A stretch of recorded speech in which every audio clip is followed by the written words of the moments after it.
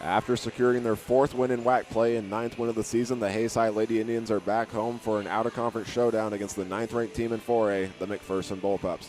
And with that, we welcome you into Hayes High School on this Tuesday night game, along with our entire Tribe Broadcasting Network crew. I'm Hank Corsair, and tonight both teams are coming off big wins, and both have some big tests up ahead as we're approaching the end of the regular season, so it should be a great contest tonight, and we'll also see a battle on the offensive side tonight as both teams had multiple double-digit scores in their games on Friday night, which for both teams it was a blowout win.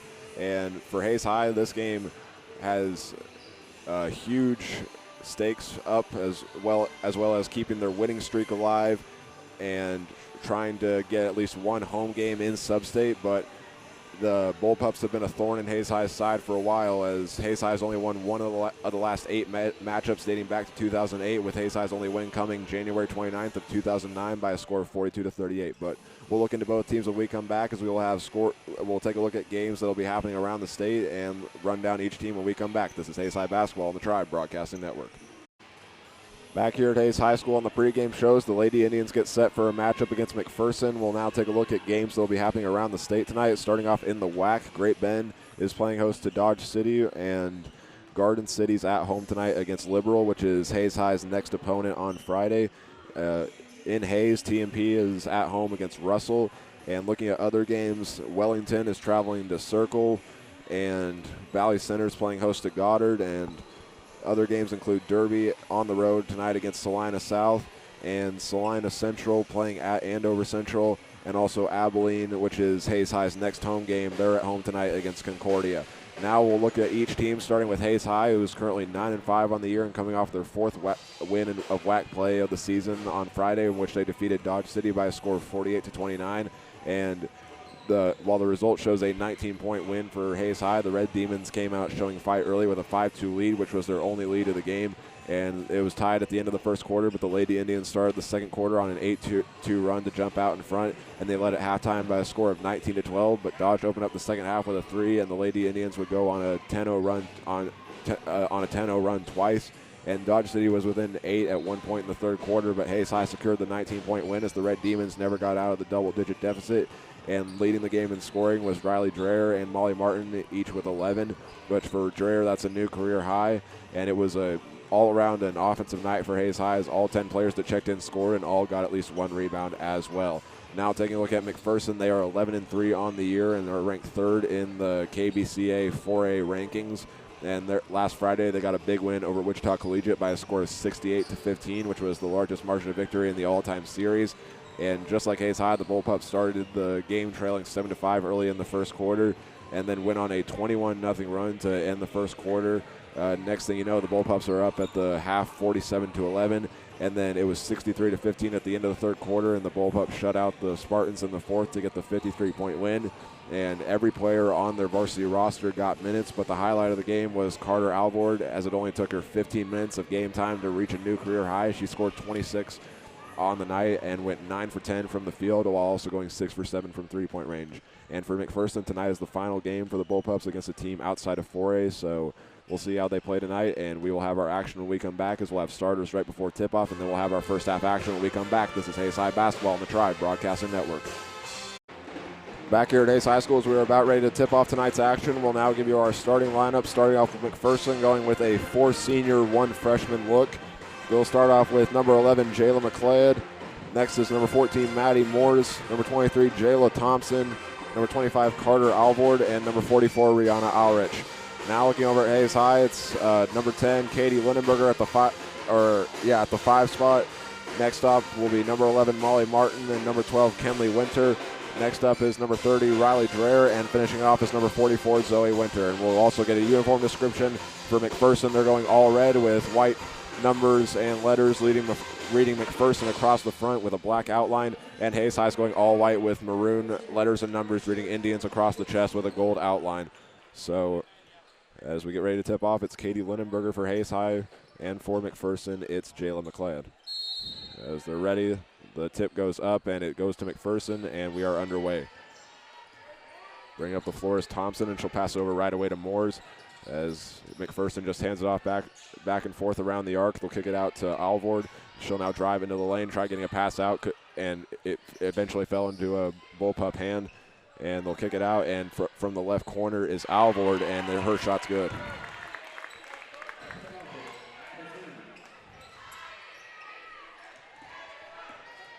So no time wasted for Hayes High as they'll go up the floor, and Kenley Winter will be called for a travel for the first turnover of the game for Hayes High. The assist on that last bucket for McPherson will be number 11, Jayla McLeod, and bringing up the floor now is Moores, being guarded by Winter. She'll try going inside, kick it, and now we'll kick it into Thompson, and we're going to get a steal from Linenberger. As she'll give it to Martin, she'll go up the floor, throw it up to Kenley Winter. We'll take one dribble, go inside at an open shot, and it's no good, and the rebound goes to McLeod.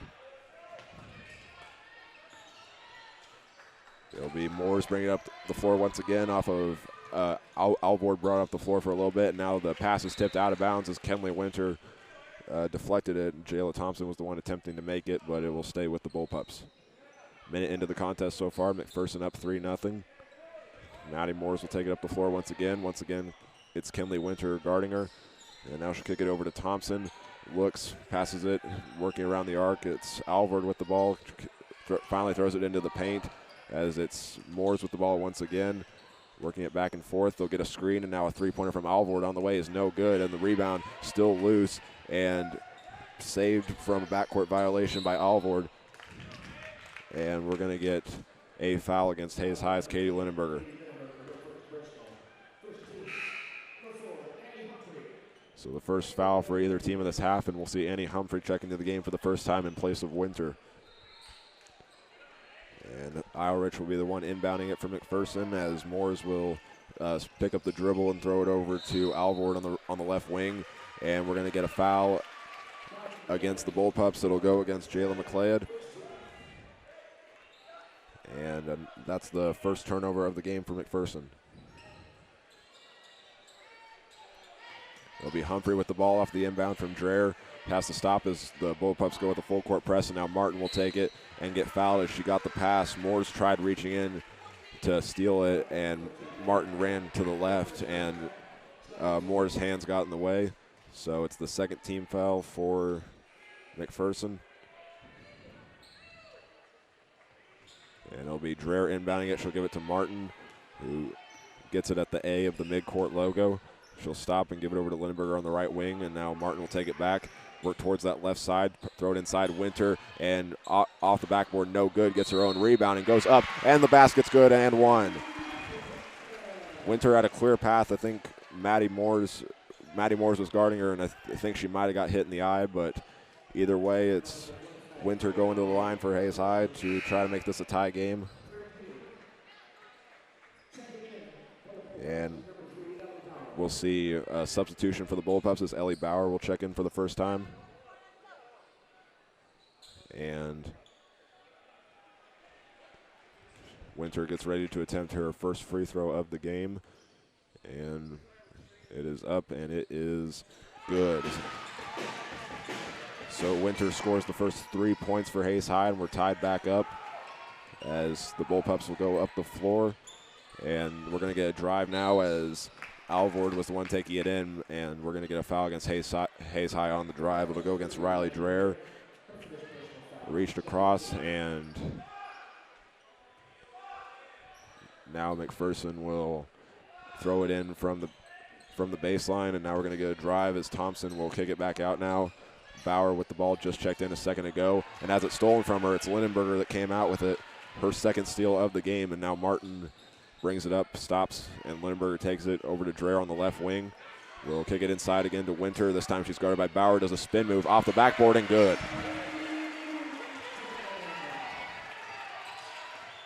Winter has scored all of Hayes High's points so far tonight, and now we're going to get a shot no good from McPherson, and the rebound to Riley Dreher, or Molly Martin. And at the other end, it'll be a push from McPherson, but the ref signaling that it's on the floor. So as they go over to the scores table, they'll say it's against number 3, Ellie Bauer, picking up her first. And Dreher will inbound it. Looking, she'll throw it into Winter. She'll try going inside, does a spin move, and it's tipped by Bauer, but she's going to get called for the foul as Hayes High has a chance to extend their lead. Or actually, the foul's going to go against Jayla McLeod. So Winter, who has scored all 5 of Hayes High's points so far, will try to extend the lead right here as the first free throw is up. It is off the front of the rim and no good. And we'll see one of the Bullpup starters, Rihanna Alrich, check back into the game in place of McLeod, who has 2 fouls so far. And Winter can give Hayes High a 3-point lead with this free throw right here. And it is good.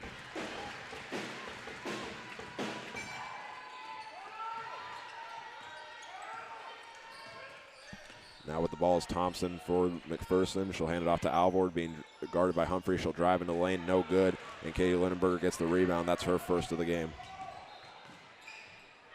And now Riley Dreher will take it from the left corner. It's no good. And the rebound will fall to Thompson for McPherson.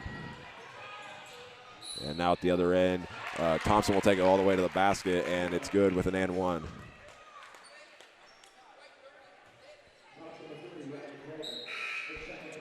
So Hayes High was on a short 6-0 run, and with that bucket, it comes to an end as Thompson will take her first trip to the free throw line.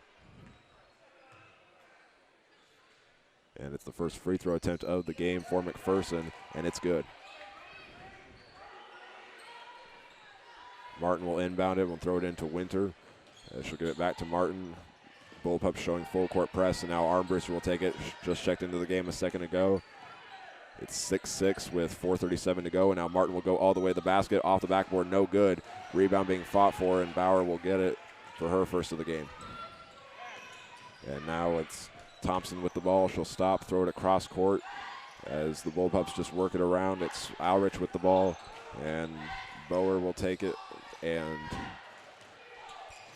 it's Thompson with it now, being guarded by Winter. She'll drive into the lane. The shot was no good as Lindenberger came in as extra defense, and Zoe Winter has her second rebound of the game.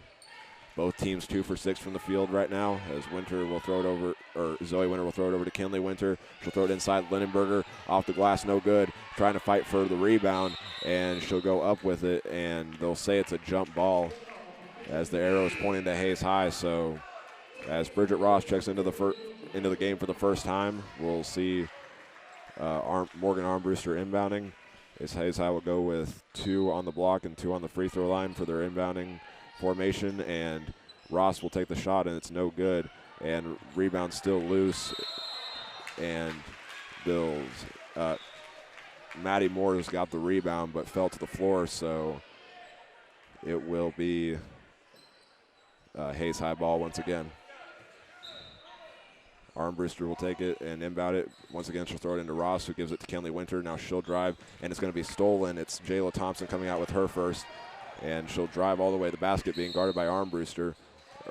And Armbruster had her hands up, but they'll say that it's a foul against the Indians, which is their 4th team foul of the game. And for Armbruster, that's her first.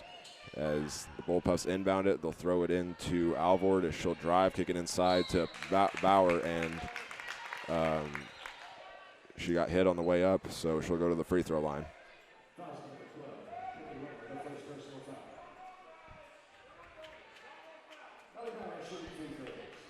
So Bauer with her first trip to the free throw line. She's picked up 1 rebound so far in this contest, as she can give McPherson their first lead since they made that 3-pointer at the start of the game, and the first one was no good. As there's 3:38 to go, she'll get ready to attempt her second one. As she takes 2 dribbles, she puts it up, and it is good.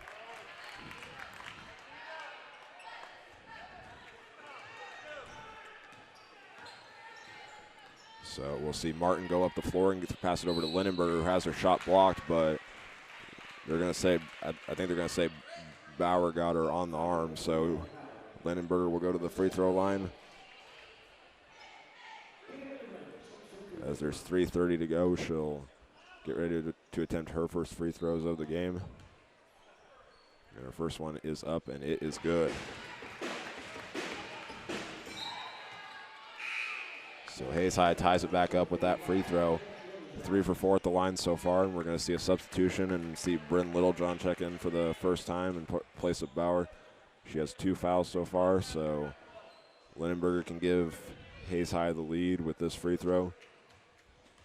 As she takes 2 dribbles, it is up and it is off the back iron and no good. And Littlejohn, who just checked in, will have her first rebound of the game.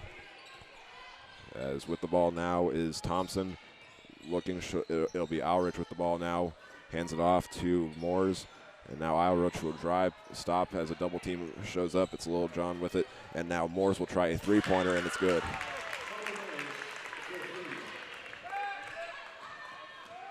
McPherson right back in front to a 3-point lead with their second made 3 of the game. As Kenley Winter will have it on the left wing. She'll throw it over to Armbruster. And now Martin takes it, and she'll try a long-range 3 on the way. No good. And the rebound will go to Maddie Moores. So Hayes High still in search of their first made 3 as McPherson's got the ball. It's Moores with it. She'll give it over to Thompson. And now Winter almost poked it free, kicking it out. Moores will try a 3-pointer. It's on the way, and it's no good. And it hit the wire above the basket. So Hayes High will get it back, and we'll see some more substitutions as Zoe Winter checks back in the game in place of Bridget Ross, and Molly Buckles checks in for her first. For the first time tonight in place of Lindenberger. Martin will bring it up the floor. Armbruster was the one that inbounded it. She'll throw it over to Winter on the left wing. Looking, she'll get a screen from Zoe Winter, and now Martin will try another 3-pointer. This one off the front of the rim, no good. And Zoe Winter was able to get the rebound, but throws it right over to Maddie Moores. And it'll be Moores with it off of a pass, and she'll try throwing it inside, and Molly Martin comes up with her first steal of the game. And she'll go to the other end. She'll stop. Free throw line shot, no good. Winter with the rebound and the putback as well. Hayes High back to a 1-point game. It'll be Alrich with the ball. As she'll stop, she'll have it poked free by Winter, but it'll stay with McPherson as it goes out of bounds. Winter was looking at the refs saying that it went off of Alvord, but it'll stay with McPherson. Minute 42 to go here in the first quarter. It's McPherson 10, Hayes High 9. As Moores will stop and throw it over to Alvord. Just working it around. They'll go across court, and a 3-pointer on the way from Alvord. In and out, no good. Rebound still being fought for, and it's recovered by Littlejohn. And a 3-pointer now from Alrich is good. And it's back to a 2-possession game in favor of McPherson.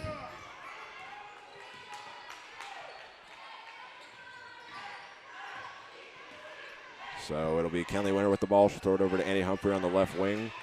She'll work towards the right side. She'll give it back over to Kenley Winter.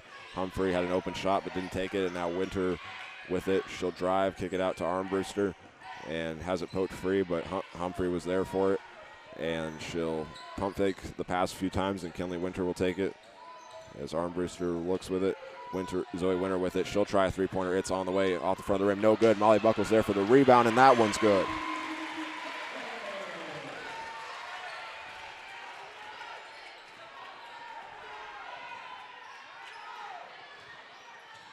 So now the Bullpups with it. It's Alrich going all the way to the basket, and it's no good. Rebounded by Kenley Winter. That's her first of the game.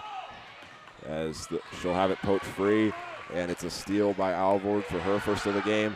And now Alrich will take it and pass it out to Littlejohn, who gives it over to Morris as they wait for the offense to set up with 8 seconds on the clock.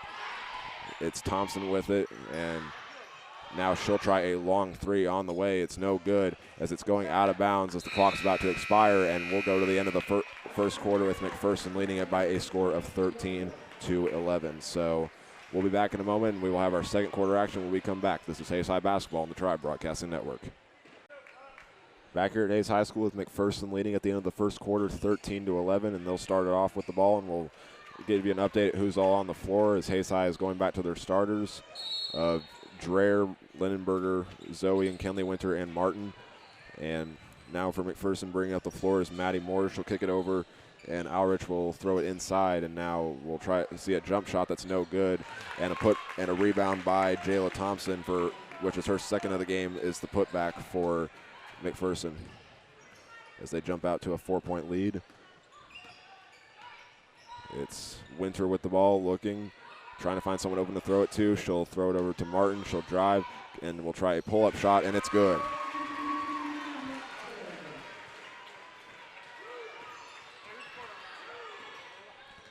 And now with the ball is Alvord for the Bolt Pups. They'll hand it off, and now a pull-up from Moores is no good, and it goes out of bounds, and it will be Hayes High ball.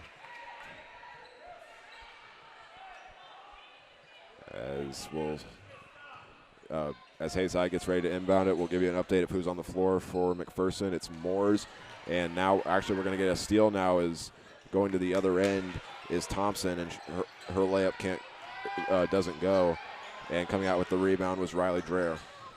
As they'll go to the other end, Lindenberger off the glass is no good, and the rebound was by Brooke Doyle as she just checked in at the start of the quarter. It's Moores with the ball off of a pass from Thompson as she'll hand it off.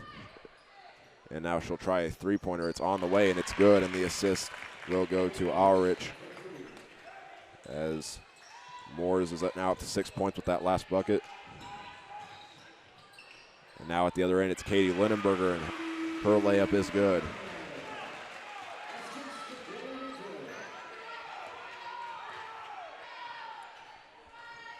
Katie Lindenberger, that's her first made shot from the field tonight. And now we're going to get a push foul against Hayes High as Ulrich was in the process of trying a three. Thompson fell to the floor, and the foul is going to go against Lindenberger for her second, as Molly Buckles will check back into the game in place of Lindenberger. So far tonight, Lindenberger has 2 rebounds and 2 steals, as well as 3 points. And now we're going to see the inbound go to McLeod as she'll throw it over to Alvord. They'll go across court, and Moores will take it off of a drive from the right corner.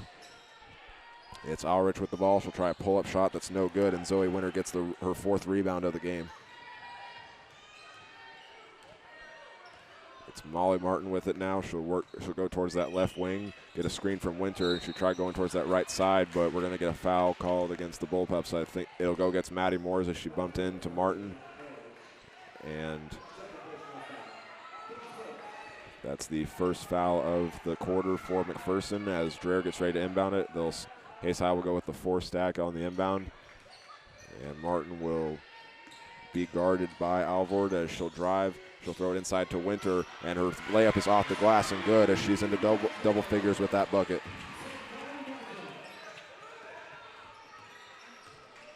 Molly Martin will be given the assist as Moores has it at the other end for McPherson. Looking for someone to throw it to. She'll give it to Thompson as she'll work towards the right wing. Being guarded by Martin, she'll hand it off as Moores will take it, get a screen, and will throw it inside. And Zoe Winter's going to get her first steal of the game as she put her hand right in front of it. She'll throw it over to Martin, and the layup is good to give Hayes High the lead back. And now we're going to get a timeout for McPherson as Hayes High was trailing by 5 just a second ago. They have gotten the last 6 points of the game to give themselves a 19-18 lead with 5 minutes to go. So we'll be back in a moment as the two teams talk things over during the timeout. This is Hayes High Basketball on the Tribe Broadcasting Network.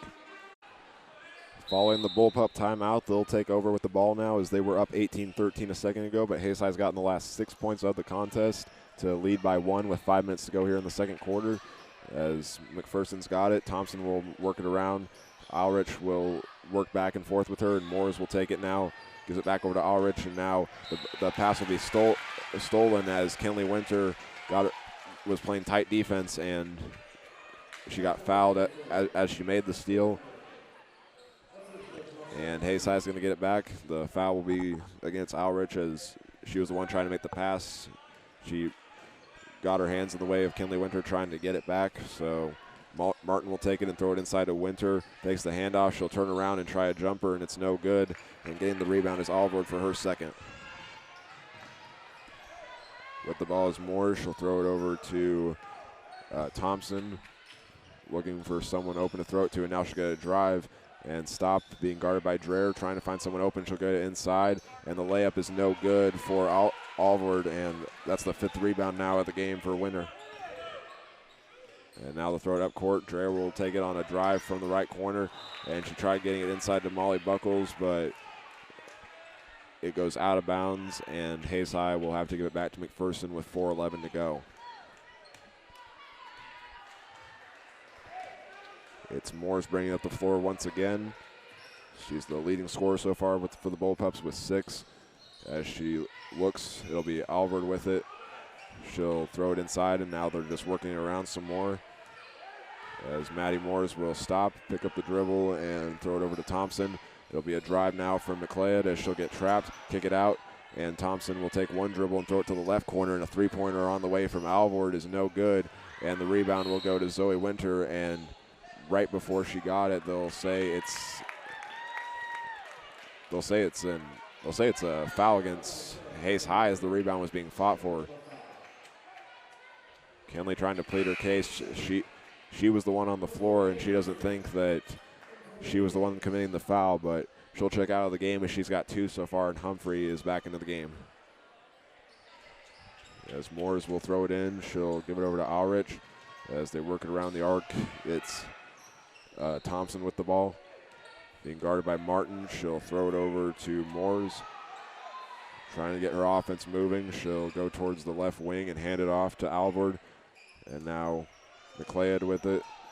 It'll be Thompson with it on the drive, being guarded by Martin. She'll try throwing on a baseline cut, but instead will kick it out.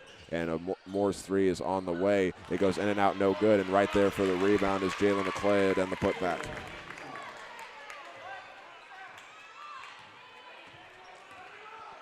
So McPherson right back in front by a score of 20-19. With it is Humphrey. She'll wait for someone to get open and give it to Riley Dreher, and Martin with it looking. She'll now drive and get it off the glass, and it's good. Two teams just going back and forth now as Martin has her 6th point of the game, and now no time wasted as McLeod will get her 2nd basket of the game.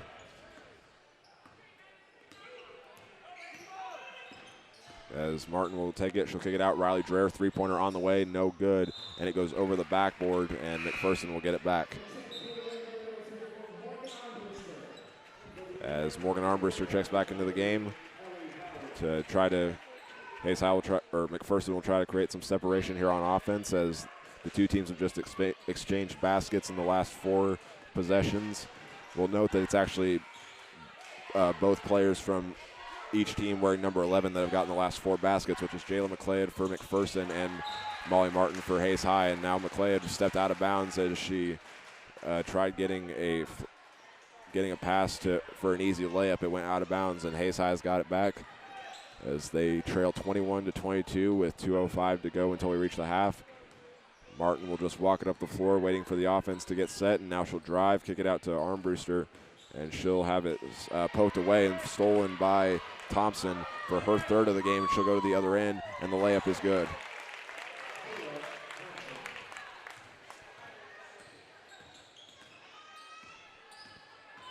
So Martin will have the ball. She'll drive, stop, does some spin moves, and now will try a layup. It's no good, and she almost got the rebound, but lost it out of bounds. But it was McPherson that touched it last, so Humphrey will check out of the game for Hayes High as Armbruster will be the one inbounding. They'll go 4 across the baseline and kick it. She'll throw it into Molly Buckles, who gives it inside. Lindenberger pump fakes once, and the basket is good and one.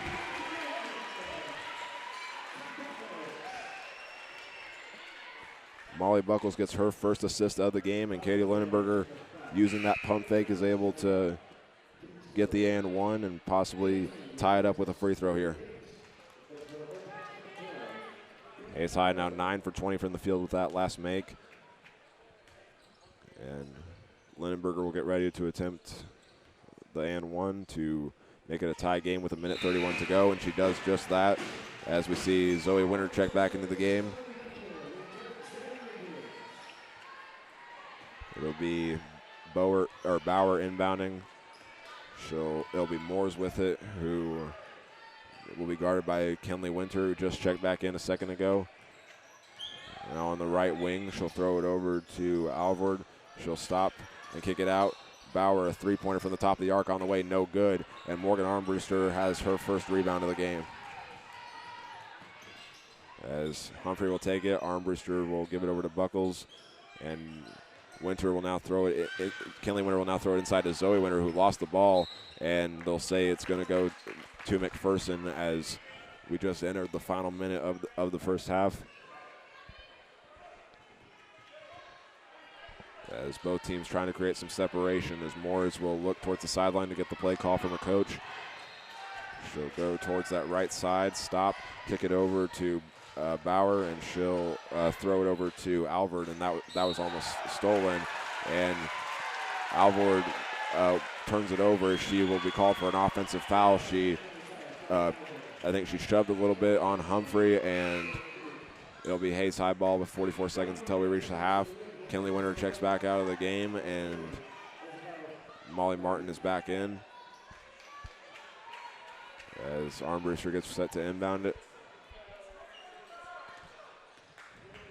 It'll be Thompson guarding Martin as she'll wait. Now Martin will drive right away and kick it out to Winter.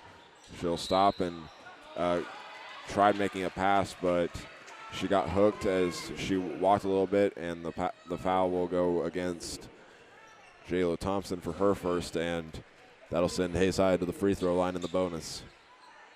Zoe Winter is the team's leading scorer, the only one in double figures for either team, as she has 10 so far, and her first free throw is good.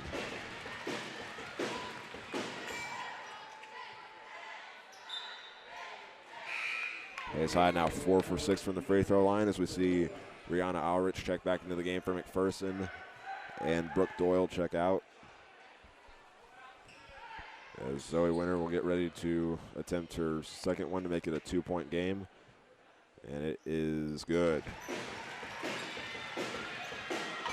Now up to 12 points now with that last free throw, and we're going to see a steal as Hayside was applying full court press, and it's Martin coming out with her second steal of the game. As there's 23 seconds, she'll try driving, has it poked free, and it rolls out of bounds. It was Jayla Thompson that was the one that poked it free, but it'll be Armbruster inbounding it for Hayes High as they have 21 seconds until we reach the half with a 2-point lead. Armbruster looking for someone to throw it to. She'll give it to Humphrey as she stops, takes some steps back, looking for someone open. She'll give it over to Martin, and Martin will now drive and will take it all the way to the basket, off the backboard, no good. As the rebound's still being fought for, it'll go to Alrich for her first of the game.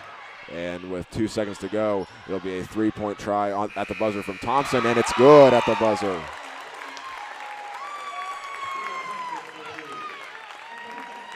So that gives McPherson the 1-point advantage as we go to the break. And when we come back, we will have our halftime show where we will recap that first half and look at some individual team numbers and some scores from around the state as well. So we'll be back in a moment. This is Hayside Basketball on the Tribe Broadcasting Network. Back here at Ace High School on the halftime shows, McPherson leads at the break 27-26 as it got a 3-pointer right at the buzzer to take the lead. We will now look back at that first half action, which started off with McPherson getting the first points of the game from a Carter Alvord 3. But Hayes High would respond with a 6-0 run, which all points were scored by Zoe Winter. She's the leading scorer at the moment. But McPherson would respond back with 4 points of their own to get the lead back, 3 of which came from Jayla Thompson and the other one coming from Ellie Bauer.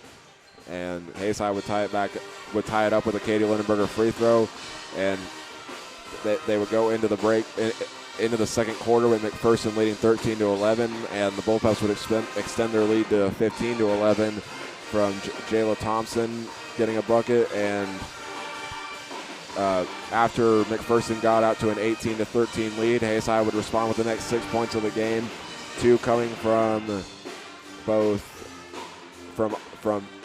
2 points coming from Katie Lindenberger, Zoe Winter, and Molly Martin to give Hayes High the 19-18 advantage. But the Bullpups would take the lead back by Jayla McLeod getting a bucket. And after McPherson was up 24-21, Hayes High would go on and get the next 5 points of the game, which included a layup and an and one from Katie Lindenberger to tie it up.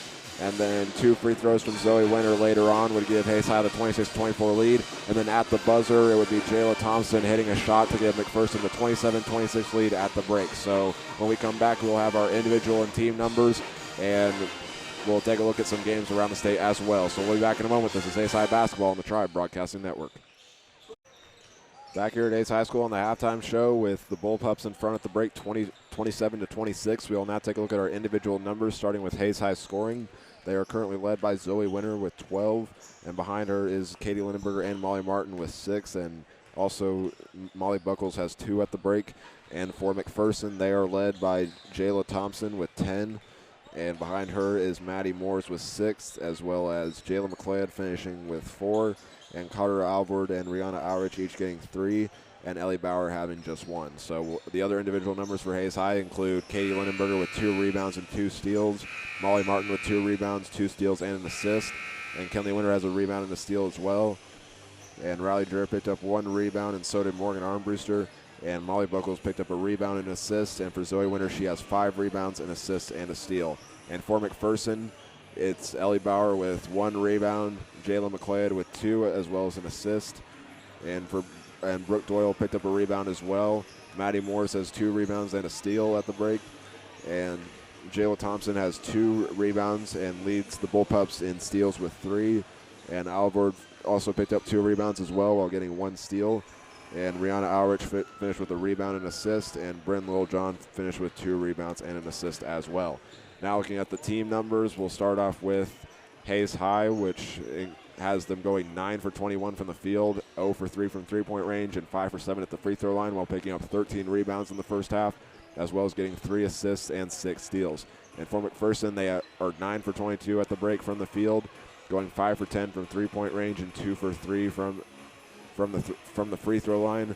And just like Hayes High, McPherson has 13 rebounds in that first half, as well as 3 assists, but they have 5 steals compared to Hayes High 6. So that'll do it for our halftime show, and when we come back, we'll have our second half action. This is Hayes High Basketball on the Tribe Broadcasting Network. Back here at Hayes High Schools, we are about ready to start our second half action, but before we get back to the game, we were able to get a few scores during the break, and the first 3 that we got are games that appear to be under control. Is in the WAC, Great Bend leads at home against Dodge 29-11. And Liberal is winning on the road against Garden City 31-13. And Circle is getting beat at home 17-40 against Wellington. And finally, Derby leads Salina South at halftime 24-16. So it'll be Hayes High starting with it to begin the second half as Martin takes it off of an inbound from Dreher. And now Zoe Winter will take it and give it back to Martin. She stops, throws it inside. It's Lindenberger with it, but she'll get called for a travel. She tried going as she did a pump fake and was about to go up with it. And Hayes High starts the second half with a turnover as Aurich will inbound it to Moores. Both teams have their starters out on the floor, and Moores will be guarded by Winter. She'll kick it inside to McLeod as she'll kick it back out. Now a three-pointer on the way from Aurich is good. As Morris picks up her first assists of the game. McPherson up now to a 4-point lead. And it's Kenley Winter with it, and she has it stolen. It's Jayla Thompson coming out with her 4th steal of the game. As she stops, she'll throw it over to Alvord, and she'll try a jumper that's no good, and rebounded by Katie Lindenberger for her 3rd of the game. As it'll be Martin with it. Dreher was the one bringing up the floor a second ago, but she'll go to the left corner, and Martin will throw it inside. Lindenberger off the backboard, no good, and McLeod comes out with her 3rd rebound of the game.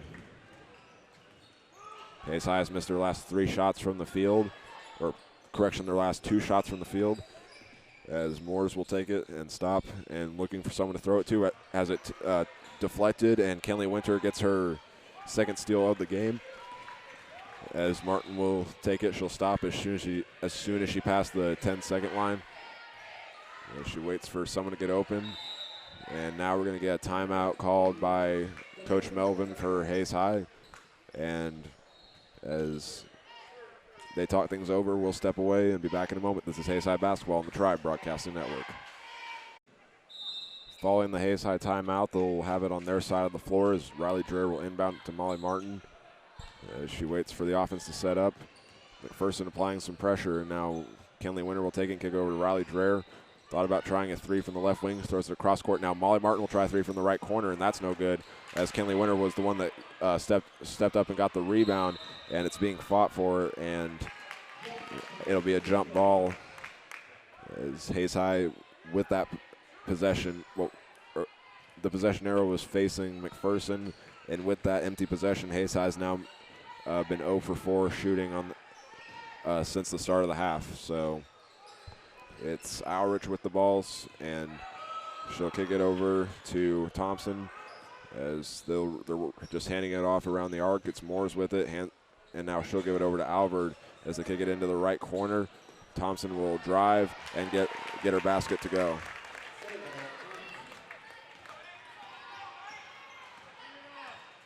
So McPherson has gotten the first 5 points of the second half. Hayes High still in search of their first. And Martin will stop and had a screen there from Lindenberger, but Dreher will take it and give it back to Kenley Winter as she'll just take one dribble. Zoe Winter will now try and drive, does a spin move, and kicks it out to, it was intended for Riley Dreher, but Zoe had to fight for it as it was deflected, and Katie Lindenberger's layup is no good, but there was a foul on the way up. It'll go against number 11 of the Bullpups, Jayla McLeod.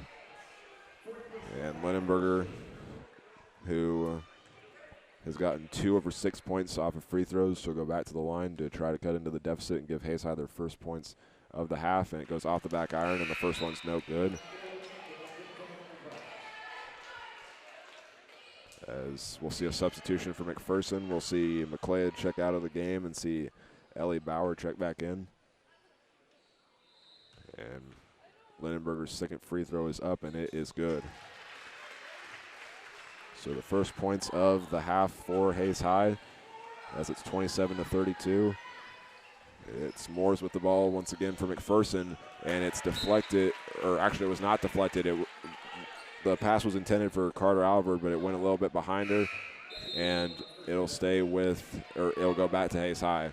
As Moores will check out of the game, we'll see a substitution where Isabel Backus will check in for the first time. It's Dreher with it, going towards the left wing. She'll get a screen from Lindenberger. She'll stop and now kick it out to Lindenberger as Martin will take it now, go on a baseline drive, and was grabbed a little bit as it was on the floor, so it'll go against number 23, Jayla Thompson, for her second, and it will stay with Hayes High. So Dreher looks and will give it into Zoe Winter, and she'll go up, and it's no good, and the rebound will go to Rihanna Alrich for her second of the game. As Jayla Thompson will bring it up the floor, she'll hand it off to Backus, and Bauer will now hand it off to Thompson as they just work back and forth around the arc for McPherson. It's Alrich with it, trying to throw it inside, and we're going to get a foul on Kenley Winter as she tried defending the pass, which was intended for Jayla Thompson. Got a little too physical, and it will go for her third foul of the game. And because of that, she'll check out, and we'll see Kinsley Newell check into the game for the first time. Carter Alvord will be the one inbounding for McPherson, and Hayes High is starting to apply a little more pressure on defense. They'll go inside as Zoe Winter and Katie Lindenberger there on a double team, and Lindenberger has blocks the shot, and the rebound will go to Riley Dreher as it'll be Zoe Winter with it now. She'll kick it over to Newell on the right corner as Dreher will pump fake it. She'll give it over to Martin, who will try a long three and bury it. Riley Dreher gives Hayes High their first made three of the game, and now it's not quite sure what happened, but Hayes High is going to get the ball right back. And we'll see Martin with the ball. She'll drive and kick it inside to Katie Lindenberger, and off the backboard, it's good. And Lindenberger now 1 point away from double figures as Molly Martin gets her second assist of the game to tie the game up.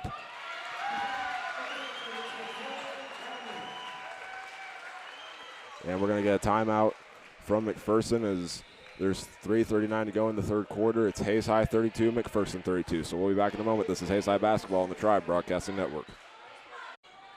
Back here at Hayes High School following the McPherson timeout. They'll try to put an end to a run for Hayes High before it happens, as they've gotten the last 6 points of the contest. And now with the ball is Moores, as she just checked back in.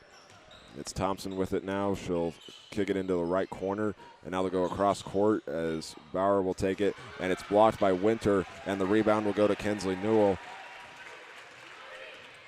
As Molly Martin has it right now, she'll wait for the offense to set up, and she'll give it over to Kinsley Newell. Kicks it inside of Winter, going up with it. It's short, and the rebound goes to Martin as it went out of bounds, and it will stay with Hayes High. As Martin had it, and I think it got hit out of bounds, and now she'll try a three-pointer right out on the inbound and hit it to give Hayes High the lead. As she's now into double figures with that shot. Hayes High leads at 35-32 with 2:50 to go in the third. As Ulrich gives it over to Thompson, Ulrich will now try a long three, which goes off the back iron, and another rebound for Zoe Winter. As Martin gets a screen from Winter, and we're going to get a blocking foul against McPherson as Bauer fell to the floor, and she'll be the one that the foul is called on, as that'll be her third of the game.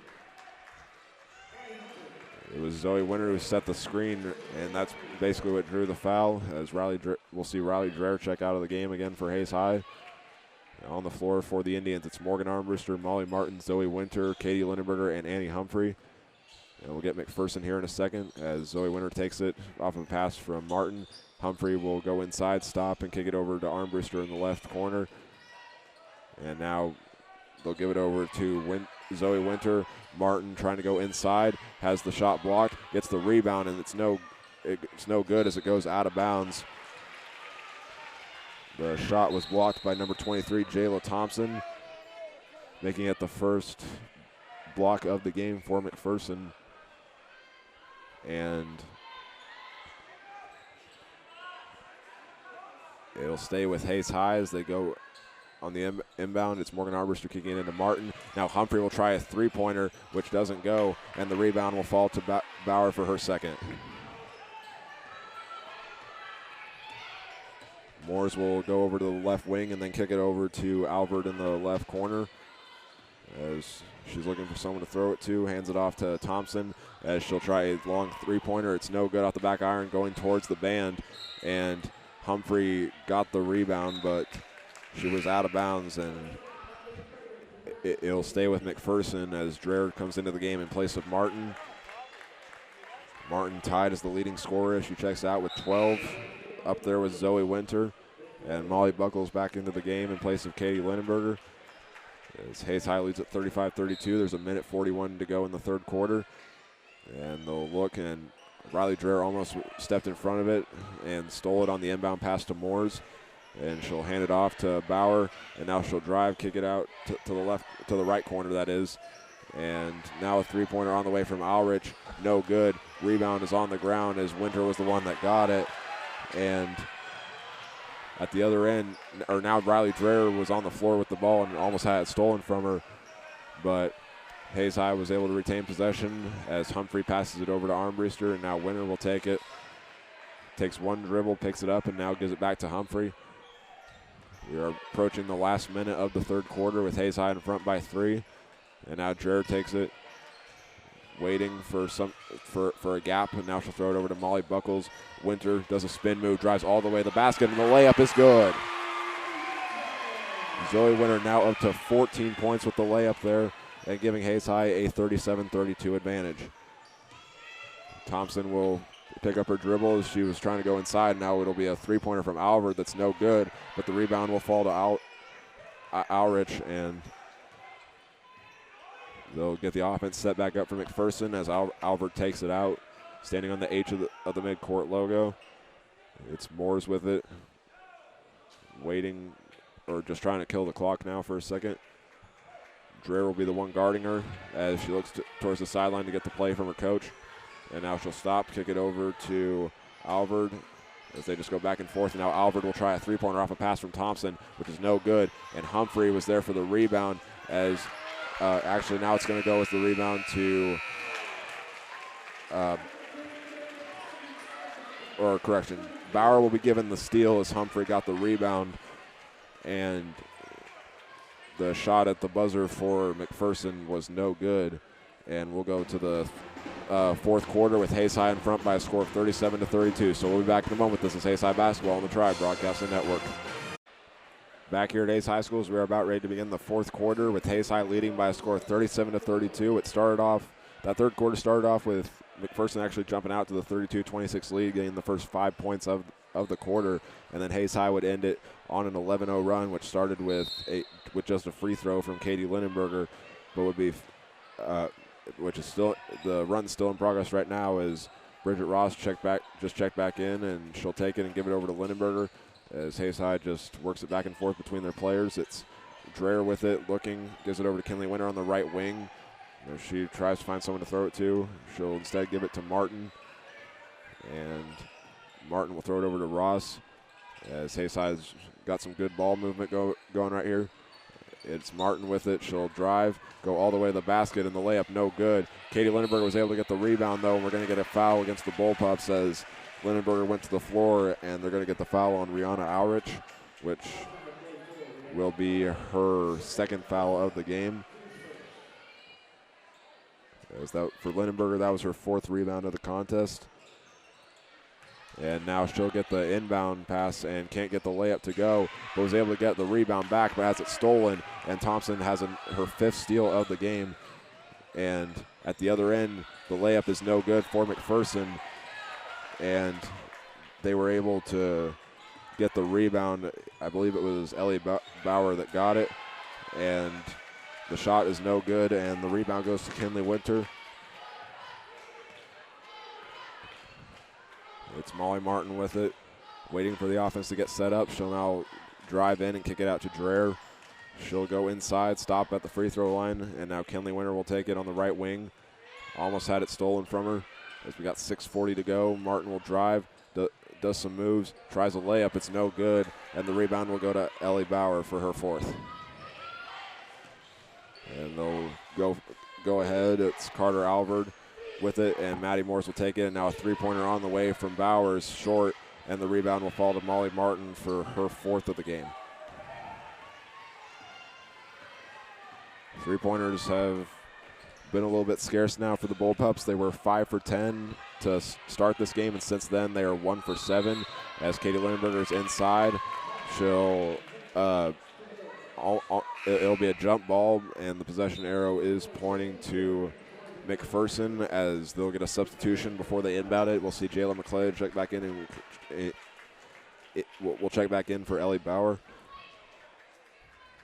as she'll be the one inbounding. It'll be Moores taking up the floor, trying to put it into an 11-0 Hayes High run.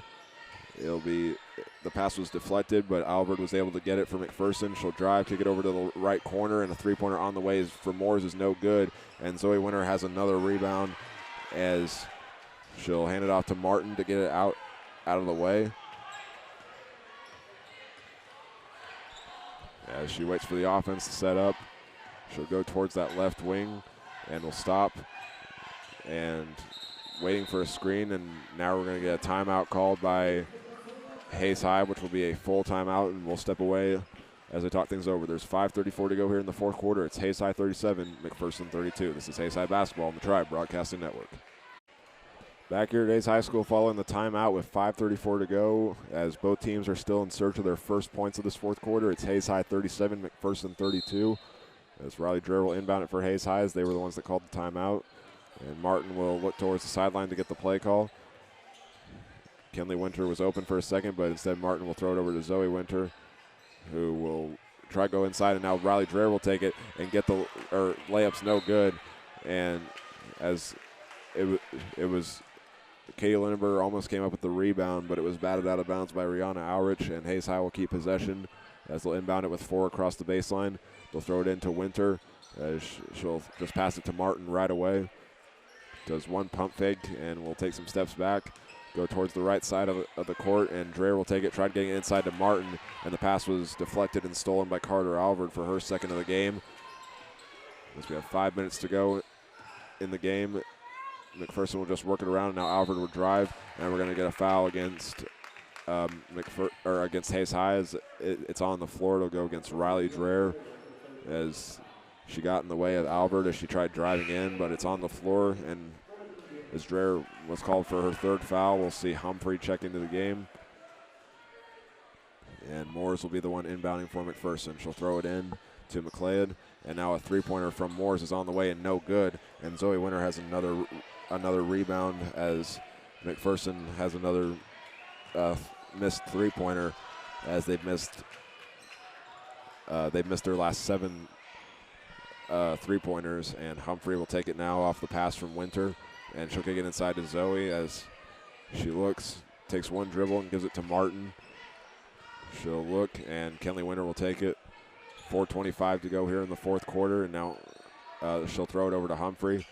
Looking, and now it's a steal as Albert stepped right in front of it. She'll go to the other end, and Humphrey blocked the shot, but when she got the rebound, she was out of bounds.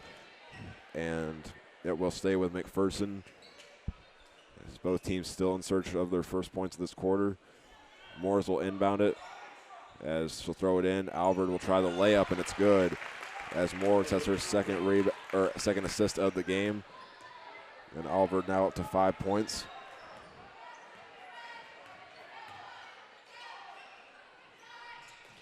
It'll be Winder with it. She'll throw it over to Annie Humphrey, who thought about trying a 3, but instead will give it over to Martin on the left corner. And she'll pass it over to Winter. She'll drive, and we're going to get a foul against the Bullpups.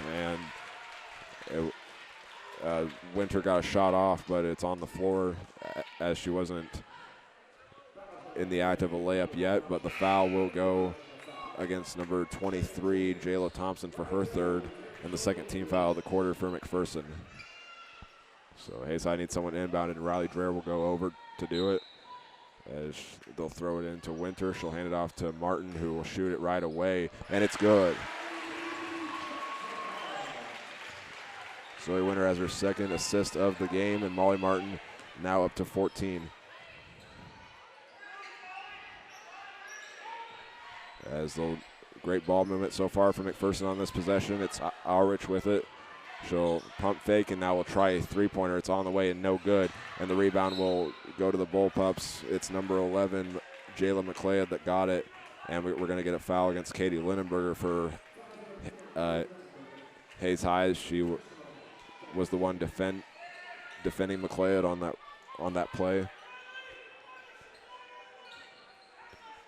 And Moores will inbound it. She'll throw it into Alvord, as she'll drive right away and try a layup that's no good.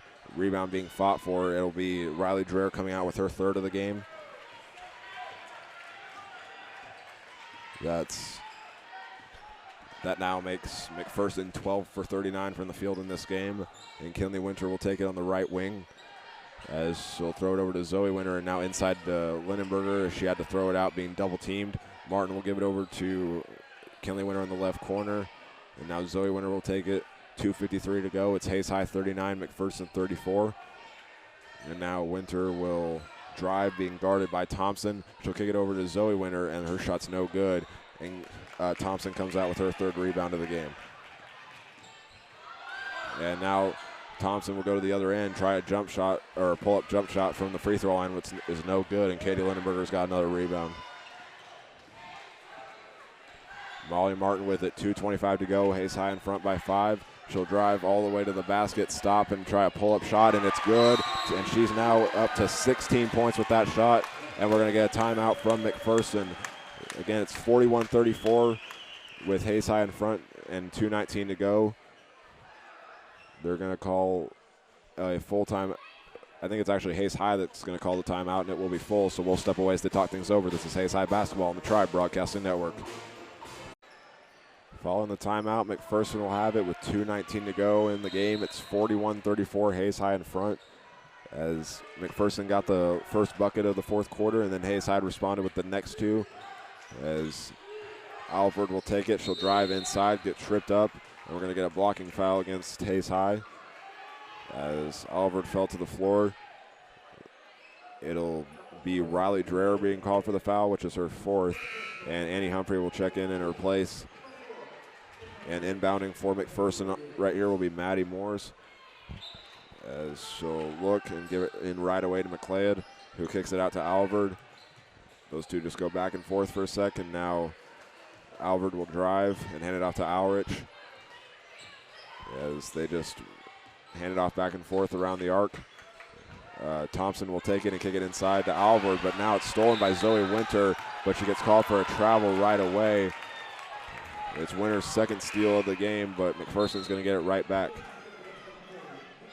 Needing a bucket on this possession. They started out in this game going 10 for 24 from the field, and since then they have gone 2 for 16 as Rihanna Alridge gets her shot to go to make it a 5-point game, as now Zoe Winter will throw it over to Molly Martin. She'll try a long college range three that's no good. Zoe Winter with the rebound, can't get it to go, and we're going to get a jump ball as the coaches for Hayes High wanted a shooting foul.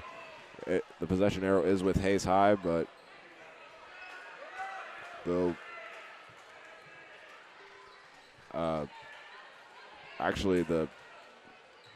possession arrow is with Hayes High, but Dreher will be the one inbounding, and there's going to be a foul against, or I think it's actually an offensive, or it's a turnover for Hayes High. I don't think there was a foul called, but Alrich will inbound it, and Morris will bring up the floor. 5-point game, 1:27 to go. And Thompson will look, throw it inside, and McLeod will kick it back out. Morris will try a three-pointer from the right wing. It's no good. And Zoe Winter has another rebound as she's now double-teamed on and trapped on the baseline. They're going to call a timeout. Coach Lynn Melvin for Hayes High will call a timeout as there's 1:14 to go. And it will be a 30-second timeout, so we'll keep it right here, and we'll get a stat update for each team, starting with the scoring. Hayes High is led by Molly Martin with 16 and Zoe Winter with 14, and right behind and 1 point away from entering double figures is Katie Lindenberger with 9, and for McPherson, their top scorers are number 23 Jayla Thompson with 12, and number 44 Rihanna Alrich with 8. And Maddie Moores has 6 as well, and Carter Alvord has 5. As the timeout comes to an end, it'll be Hayes High ball as they're now coming out of their huddle. It's Martin, Kenley Winter, Zoe Winter, Riley Dreher, and Katie Lindenberger on the floor for Hayes High. And for McPherson will be Jayla McLeod, Maddie Moores, Carter Alvord, Jayla Thompson, and Rihanna Alrich. And now we're going to get a steal from Alvord for her 4th of the game. And she's trying to find someone to throw it to and was able to give it to Moores as Hayes High applying pressure, trying to keep it a 2-possession game. And now Alrich will try a three-pointer from the left wing, and it is good. And she's now into double figures with the shot, and it's a 2-point game. Alvord picked up her first assist of the game with that bucket. And it's a 2-point game, and it'll be a full timeout, so we'll step away as this one's coming down to the wire in the final minute. It's Hayes High 41, McPherson 39. This is Hayes High Basketball on the Tribe Broadcasting Network. Back here at Hayes High School following the timeout. Hayes High will have possession of it with a 2-point lead with 59 seconds to go. They were up 41-34 a second ago, but 2 shots from Rihanna Alrich for McPherson has cut the lead down to 2, and we're going to get a foul against the Bullpups. It will go against Ellie Bauer, as that'll be her 4th of the game. And Hayes High will keep possession of it with 55 seconds now. And Molly Martin will get the inbound from Riley Dreher. She'll throw it across court to Kenley Winter as she was trapped. It'll be Zoe Winter with it now as she'll wait for Martin to get open. We're going to get a foul now against Jayla Thompson as she hit Zoe Winter on the arm. That's the 4th team foul for the Bullpups, so they're not quite in the bonus, or Hayes High's not quite in the bonus yet. But Riley Dreher will inbound it. And the Bullpups are applying more pressure on defense. And the pass is tipped, and it's stolen now, and Maddie Moores will take it and for her 2nd steal of the game. And we're now going to get another timeout for McPherson as they'll have 1 left after this one. It will be a full timeout, so we'll step away once again. Again, it's Hayes High 41, McPherson 39 with 42 seconds to go. This is Hayes High basketball on the Tribe Broadcasting Network. Following the timeout, it's McPherson ball as they got the steal just a second ago. It's a 2-point game with 41 seconds to go, and Irish will be the one inbounding it for McPherson. Trying to tie it up, it's Moores with it, being guarded by Winter. She'll throw it to the left wing, which is Alvord with it, and Thompson will get the handoff, pick up her dribble, and now Martin will step right in front of it and get the steal for her 3rd of the game as she's trying to keep it alive to kill the clock. And we're going to get a foul called against Carter Alvord, which will be her 3rd of the game with 25 seconds to go. Hayes High will now go to the free throw line as they are in the bonus with McPherson having 5 fouls. And Martin can give Hayes High a 2-possession lead if she makes both of them. And her first one is good.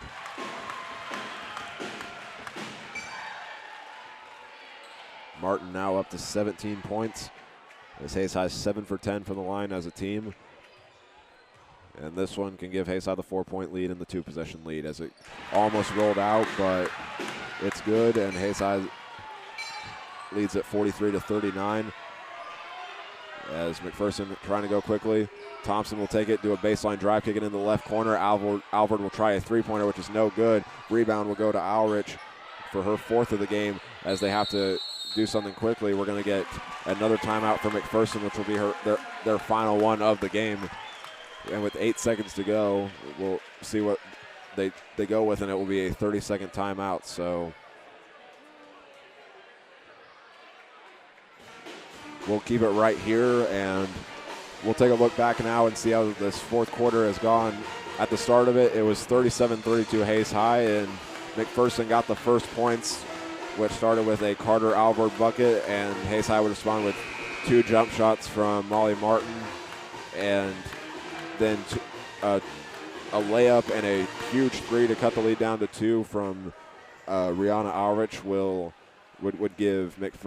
would cut the lead down to Hayes High 41, McPherson 39, and then Molly Martin made those 2 free throws a second ago, and it's a 4-point Hayes High lead with 8 seconds to go. So as the refs are waiting for both teams to get out of their huddle, and we'll give you an update of who's on the floor for the Bullpups. It's Thompson, Alrich, McLeod, Moores, and Alvord. And for Hayes High, it's Lindenberger, Martin, Dreher, and Zoe and Kenley Winter. As Thompson will inbound it, she'll look and throw to Alvord right away. Almost had it stolen. She'll try a jump shot, and she'll get fouled as it was deflected. Dreher can't believe that it was called as she blocked the shot, but that's her 5th foul as she'll go to the bench. She finished tonight with just 3 rebounds, and in her place will be Annie Humphrey as Alvord will attempt the free throws to keep McPherson in the game. Needs to make 1 to make it a 1-possession game, but she's focused on making both and cutting the lead down, the Hayes High lead down to 2 as the first one is good. That'll bring her point total up to 6 and make the score 43-40. As that was only the 4th attempted free throw for McPherson tonight, and this one will be the 5th as it rattles home. And we're going to get a foul now as Annie Humphrey got the rebound with got the inbound with 4 seconds to go. Hayes High needs both to make it a 2-possession game and put it away. Making 1 will make it a 3-point game. with McPherson having the possibility of sending it to overtime, as Humphrey will make her first trip to the line. And the first free throw is good.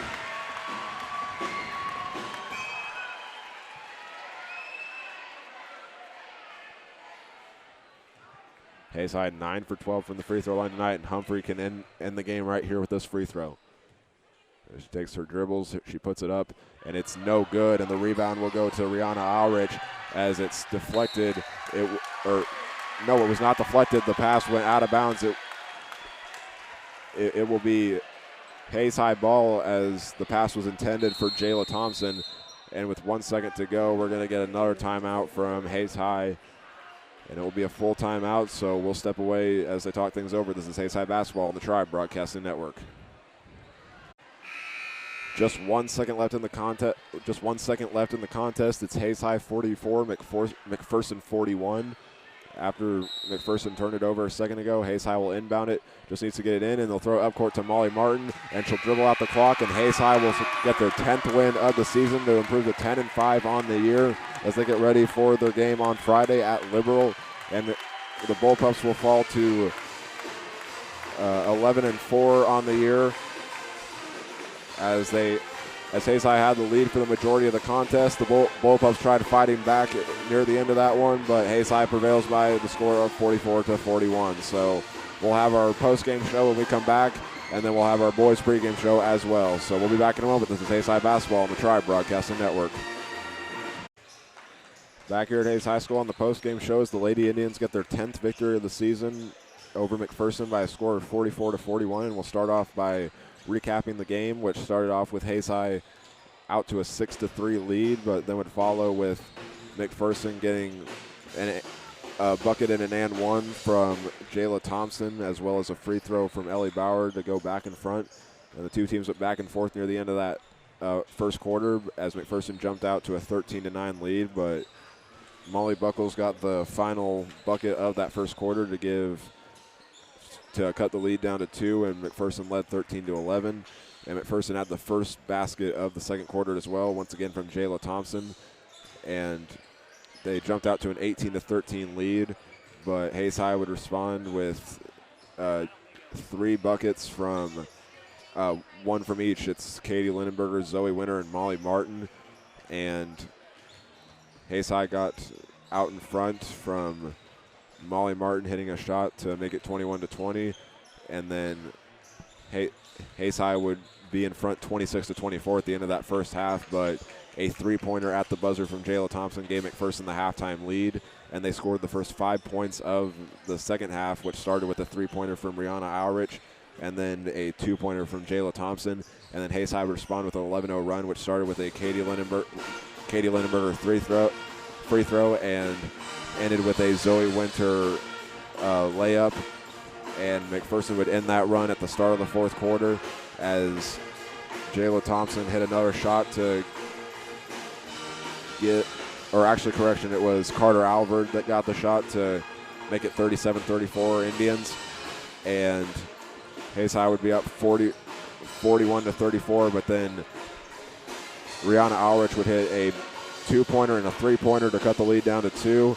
And after Molly Martin hit 2 free throws, and the Bullpups responded with 2 of their own from Carter Alvarad, Annie Humphrey would get the last point of the game on her free throw, which she went 1 and 2 at the line. And after McPherson turned it over in the final seconds, Hayes High secured the 3-point victory. And we'll now take a look at our final numbers, starting off with Hayes High, led by Molly Martin with 18 points. And right behind her, Zoe Winter finished with 14, and Katie Lindenberger with 9. And also Molly Buckles had 2, and Annie Humphrey had 1. And for McPherson, they were led by Jayla Thompson finishing with 12, and right behind her, Rihanna Alrich was the other Bullpup in double figures with 11. And Carter Alvord would finish with 7 points, and Maddie Moores with 6th. And finally, Jayla McLeod with 4, and Ellie Bauer with 1. And also for Hayes High, going down their other individual numbers in numerical order, Annie Humphrey finished with 2 rebounds and a block. Katie Lindenberger was 2nd in rebounding, finishing with 6, while also getting a block and 2 steals. Molly Martin finished with 4 rebounds, 2 assists, and 3 steals, and Kelly Winter picked up 3 rebounds and 2 steals. Kinsley Newell had just 1 rebound, and Riley Dreher had 3 as well. And Morgan Armbruster finished with a rebound, and so did Molly Buckles while also getting an assist. And Zoe Winter was in not just into double figures, but she also picked up a double-double as she had 10 rebounds as well as a block, 2 assists and steals. And for McPherson, Ellie Bauer would finish with 4 rebounds and a steal. And same thing with Jayla McLeod, though she didn't have a steal, she had an assist. And Brooke Doyle finished with a rebound, and Maddie Morris had 2 rebounds, 2 assists, and 2 steals. And Jayla Thompson had 3 rebounds, a block, and 5 steals. And Carter Alvord would finish with 2 rebounds, 1 assist, and 4 steals. And Rihanna Alrich led the game in rebounds for McPherson with 5, while also getting an assist. And Bryn Littlejohn finished with 2 rebounds and an assist. And now looking over at the final team numbers, Hayes High went 15 for 39 from the field, going 2 for 7 from three-point range and 9 for 13 at the free throw line.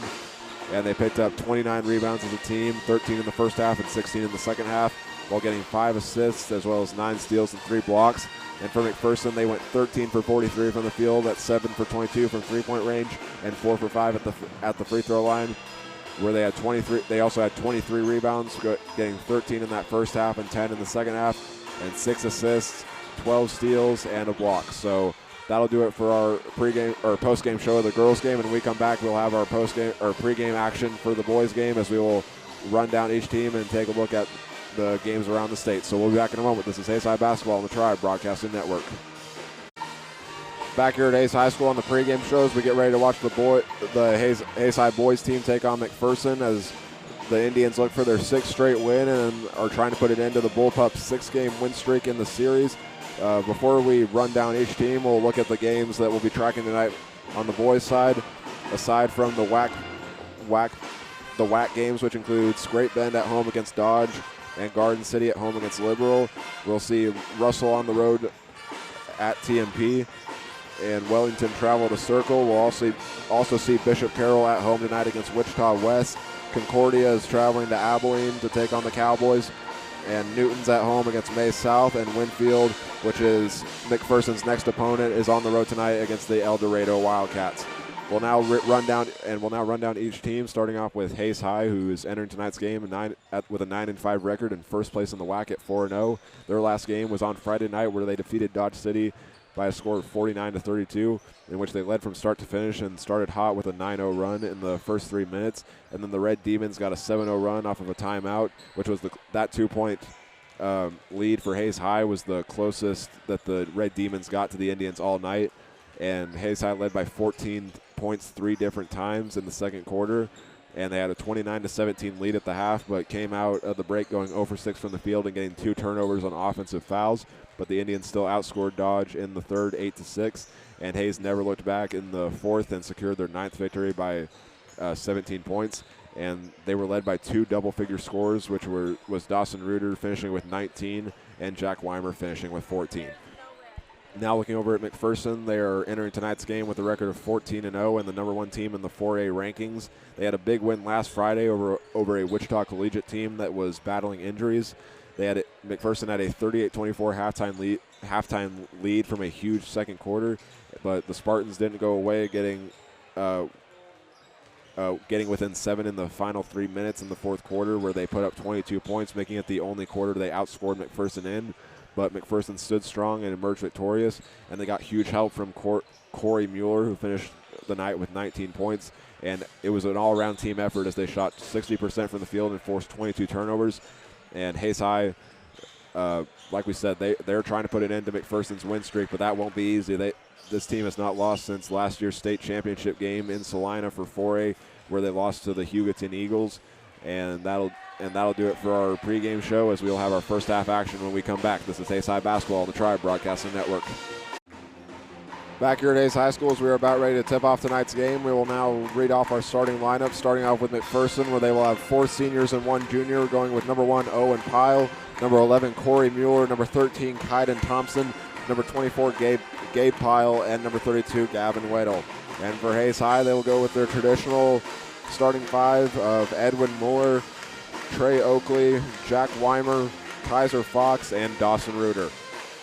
So we'll give a uniform description real fast. For McPherson, they're going all red with white numbers and black, with white numbers and letters and a black outline, which reads McPherson across the front with white stripes going down the sides. And for Hayes High, they're going to go all white with maroon numbers with a gold outline reading, and the text reads Hayes across the front in white with a maroon outline. As the tip is up, it'll go to Kaiser Fox. As Dawson Reuter tried going up for it, it fell right into Kaiser's hands, and Jack Weimer brings it up the floor to start this one. And he'll hand it off to Edwin Mueller, who tonight is actually wearing number 24, so he'll hand it over to Weimer and kick it out, and Reuter will try a three-pointer from the top of the arc, and it goes in and out, and the rebound will go to Gabe Pyle for the Bullpups. And at the other end, with it is Gabe Pyle. He'll hand it off to his brother Owen, and handing it off to Kaiden Thompson. Owen Pyle will wait for the offense to set up, and Thompson will hand it off. And with it now is Wadle, and now they're going to get a drive from Mueller as he goes all the way to the basket and has the shot blocked. It was Dawson Reuter that got it, but it goes out of bounds, and it will stay with the Bullpups. They'll throw it in, and it will be Pyle with it, being guarded by Fox. He'll go towards the left corner. Will stop and throw it inside to Wadle, and they'll now get a drive from Thompson as they'll try a floater that's no good, and Dawson Reuter has his first rebound of the game as Jack Weimer will take it up the floor. And they're going to get a screen from Reuter, and now Weimer will try a three-pointer on the way and buries it to give Hayes High the 3-0 lead to start the game.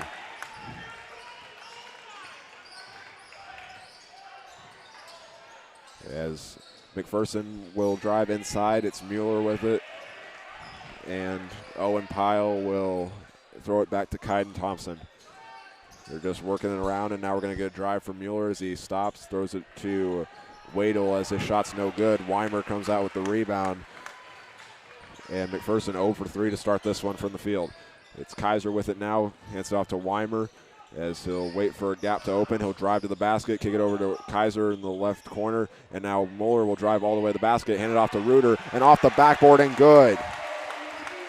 Edwin Mueller with the assist, and Hayes High is up 5-0 to start this one.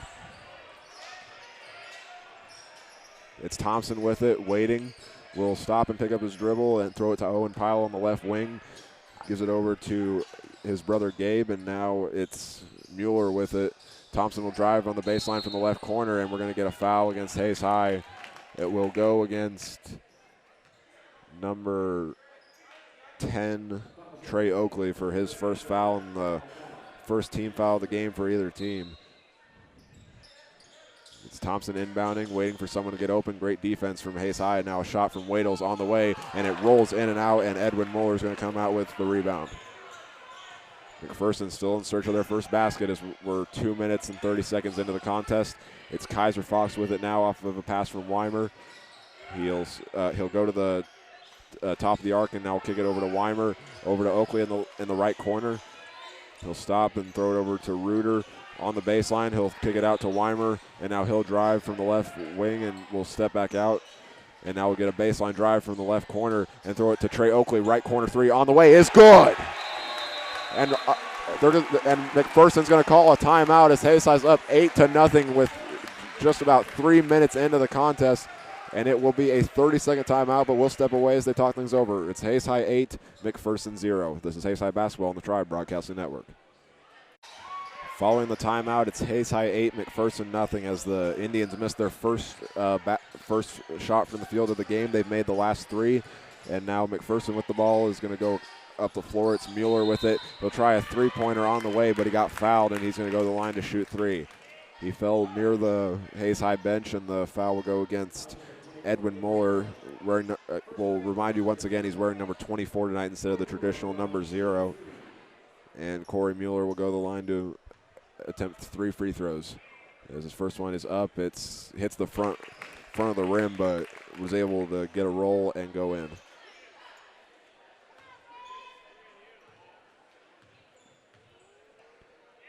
as he gets ready to attempt the second one. It goes off the front of the rim, and this one is no good. So we can go 2 for 3 right here if he makes it, which would cut the lead down to 6. And the third one is good, and Hayes High will go up the floor now. It's Trey Oakley with it, and tried throwing it to Jack Weimer before he crossed half court, but he traveled with it, and McPherson's going to get it back. So it'll be Owen Pyle inbounding it, and he'll throw it into Kaiden Thompson. 4:45 to go here in the first quarter. It's Hayes High 8, McPherson 2, and Thompson will go all the way to the basket, and we're going to get a foul against, or a blocking foul against Hayes High. It'll go against Trey Oakley for his second of the game and the third team foul for Hayes High. As there's 0 fouls so far in McPherson, they're going to get a substitution and see Jonathan Cano win for the first time in place of Trey Oakley. Thompson will inbound it for the Bullpups. As he looks, he'll throw it into Mueller, and he'll drive on the baseline from the right corner. Being guarded by Mueller, he'll try a fadeaway shot that can't go, and Dawson Reuter comes down with his second rebound of the game. Bullpups 0 for 5 from the field to start this one. As Kaiser Fox will take it and give it back to Weimer right away. They'll throw it cross court. Mueller will try a 3 from the left corner on the way, and it's nothing but nylon. Jack Weimer with his second assist of the game, and Edwin Mueller with his first points of the game. And now there's going to be a three-pointer at the other end for the Bullpups as Gabe Pyle hits the first shot from the field, as it's the first attempted 3 as well for McPherson.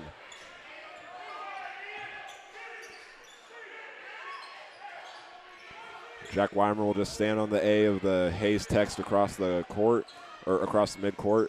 And now Jonathan Cano will give it back to Weimer, and he'll throw it in the corner to Mueller, and he'll kick it out to Cano on the left wing, and Weimer will drive, and they're going to the Hayes High coaches say that the pass was tipped.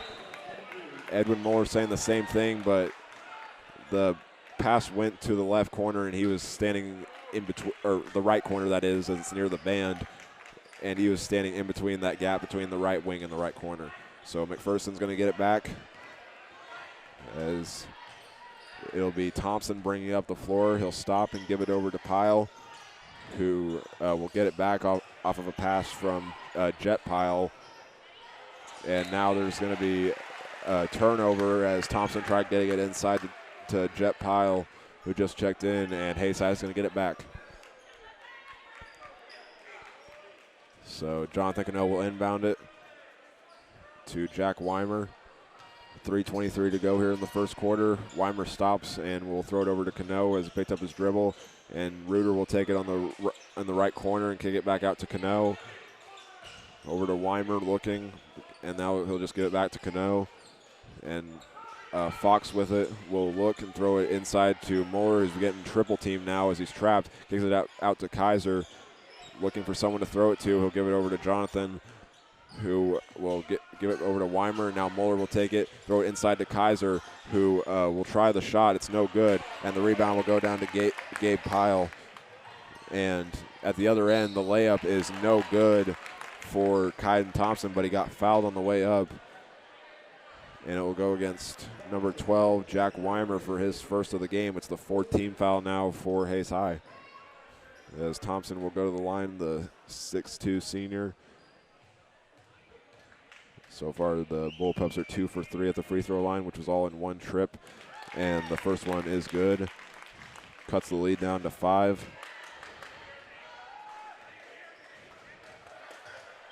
And he gets ready to attempt his second one, and it is good.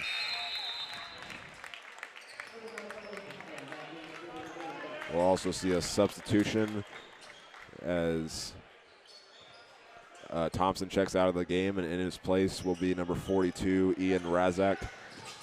As Kaiser will take it now, he'll throw it over to Jonathan Cano, who will throw it into the right corner to Mueller. Weimer with it now on the left wing. Back over to Cano. Good ball movement. Mueller, a three-pointer from the right corner. He buries it.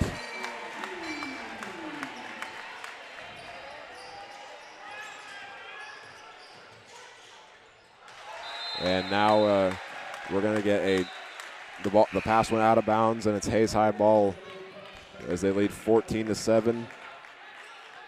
And we're going to see another substitution for McPherson as Corey Mueller checks out of the game for the first time, and Kaiden Thompson's back into the game in place of him. It's Weimer breaking up the floor, being guarded by Thompson. He'll stop and now get pressured and throw it over to Kaiser Fox, who's looking, take one dribble and get it back over to Jack.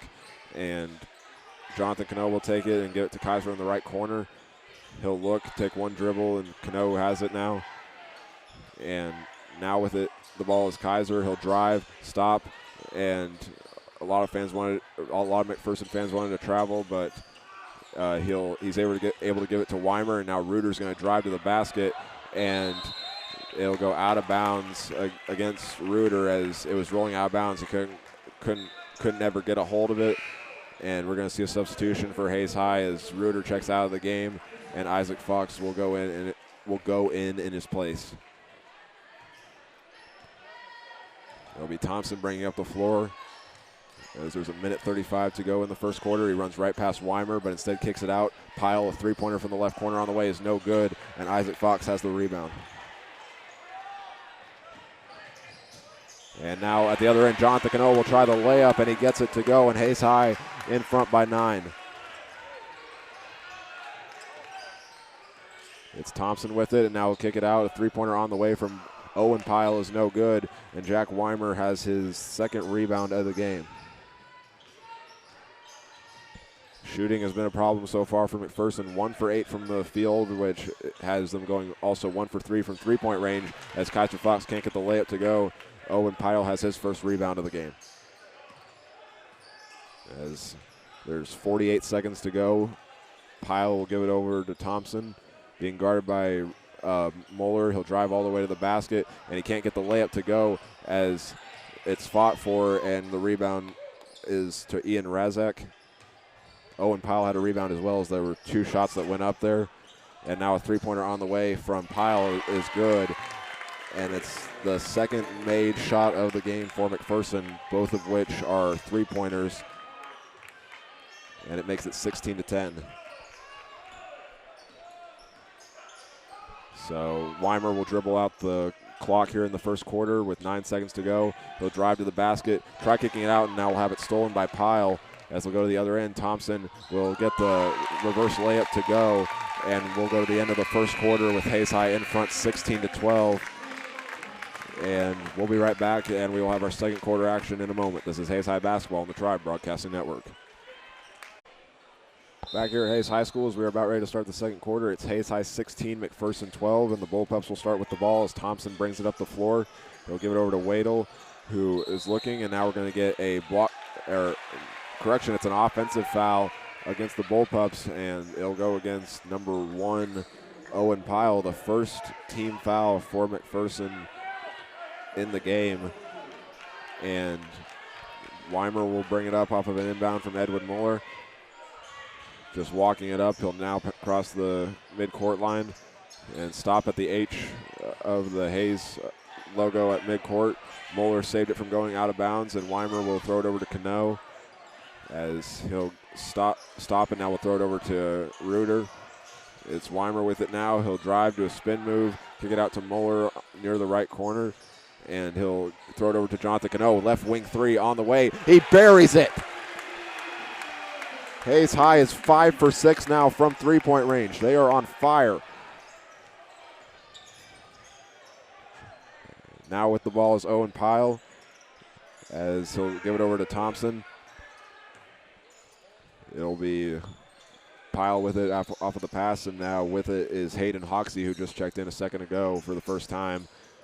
He's looking. Thompson will get it back now as they're doing good ball movement, but Hayes High's putting good pressure on the Bullpups as they'll throw it over to Thompson. He almost lost it to Weimer, and now Pyle will be guarded by Cano. Drive, stop, kick it out to Mueller, and they'll set the offense up once again. Hayes High fans applauding that they played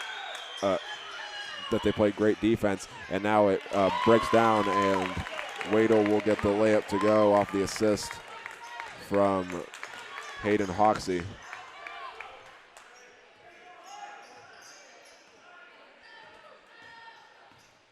So Weimer will throw it over to Fox, and he'll give it over to Reuter. Reuter looking for someone to throw to. He'll drive inside, and will get the layup to go, and they're going to count it, and it'll be an and one. The foul will go against Gavin Wadle, and Dawson Reuter has his second basket of the game.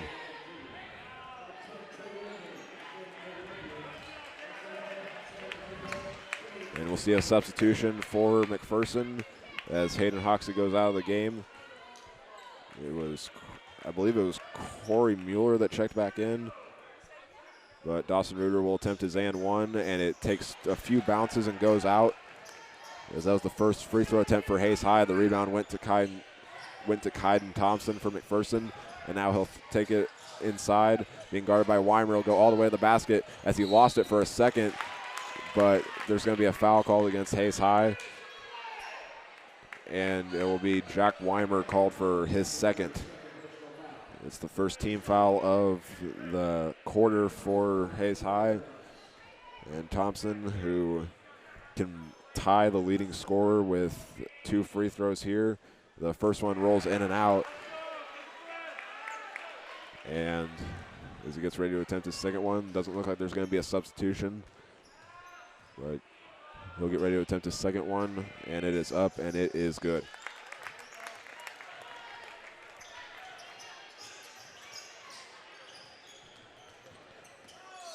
So Weimer will go all the way at the other end, throw it over to Reuter, and he'll go up for the layup, and he gets it to go. And we're going to get a timeout called by Hayes High as it's 23-15 Indians with 5:40 to go. It'll be a 30-second timeout, so we'll keep it right here. And we'll take a look at the individual scoring for a sec, starting with Hayes High. As it's tied right now as the leading scorers are Edwin Moeller and Dawson Reuter, each with 6. Jack Weimer has 3, and so does Trey Oakley, and Jonathan Cano has 5. So looking over at McPherson, they're led by Gabe Pyle with 6, and right behind it is Kaiden Thompson with 5, and Corey Mueller and Gavin Wadle each have 2. So McPherson will have the ball on Hayes High's end of the floor to inbound it. 5:40 to go here in the second quarter as inbounding it is Owen Pyle to Kaiden Thompson. And he'll just go straight ahead, and Trey Oakley will fall to the floor, as doing so gives Kaiden Thompson a wide open look, and the assist will go to Owen Pyle as Thompson's now up to 8 points with the shot there.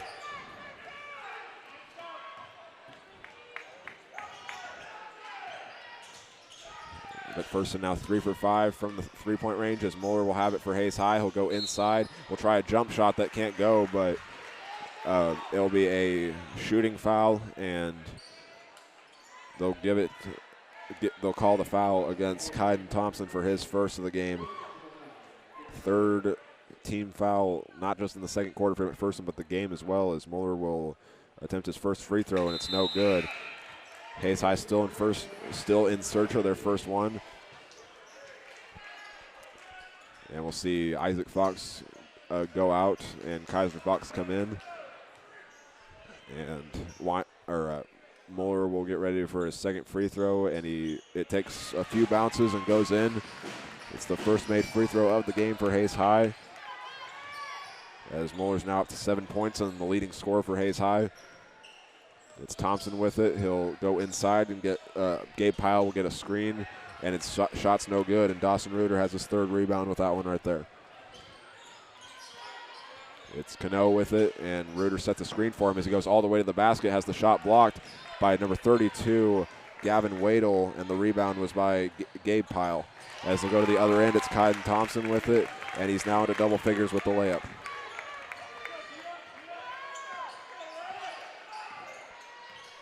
So Jonathan Cano with it. We'll give it over to Trey Oakley on the right wing. Kaiser with it. We'll throw it over to Edwin Mueller. He'll try another 3 from the left wing, and he's got another one. Edwin Mueller is on fire as he's now gotten 9 of his 10 points off of three-pointers. And Kaiden Thompson with it. We'll give it over to Owen Pyle. Working it around, they'll throw it to Gabe Pyle as Thompson will take it. Being guarded by Oakley, will go all the way to the basket. Shot's no good, gets his own miss, and he kicks it out for a three-pointer for Gabe Pyle, which is no good. And Dawson Reuter's got another rebound.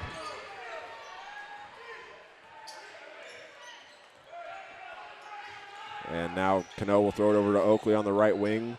Kaiser will take it, looking to give it to Muller, and he hands it off to him.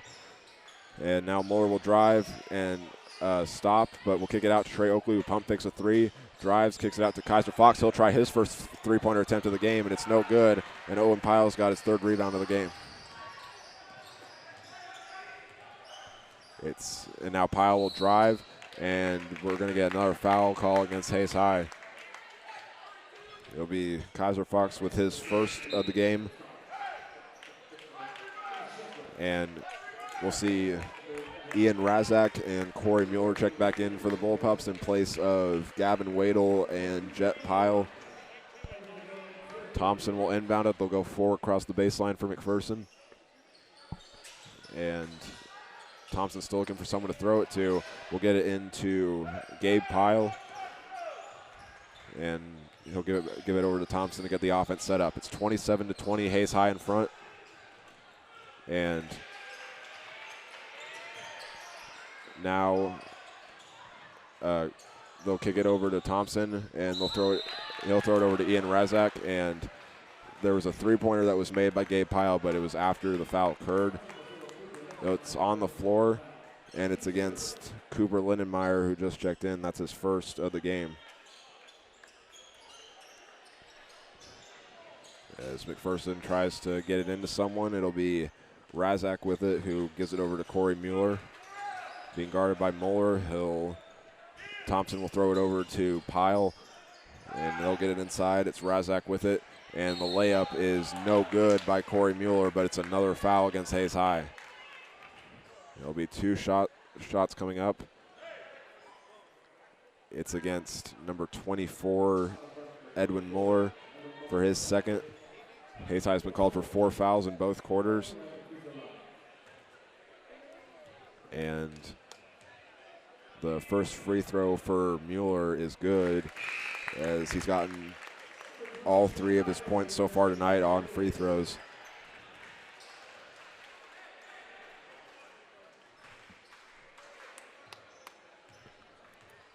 So he gets ready to attempt the second one, and this one rattles in and out, and coming out with the rebound is Cooper Lindenmeyer. Weimer will go up the floor, being guarded tightly by Mueller. He'll throw it over to Kaiser Fox, who stops, and Cano will take it, can get inside to Reuter. Fast-paced ball now for Hayes High as Gabe Pyle has a steal, and at the other end, Kaiden will dunk it and put McPherson up by a score, or correction, cut into the Hayes High lead, and it's 27-23 Indians. Weimer will drive inside, will look for someone to throw it to, and it's going to be a charge against Weimer as McPherson's starting to cut into the deficit a little bit now as they'll get it back. That's Weimer's 3rd foul of the game, and they're going to get a substitution for Hayes High. It's Edwin Mueller back in the game. He has 2 fouls as well. So Hayes High has been called for 9 fouls as a team, and it's all from the same 4 players, each with 2 at least. The only one that doesn't is Weimer with 3.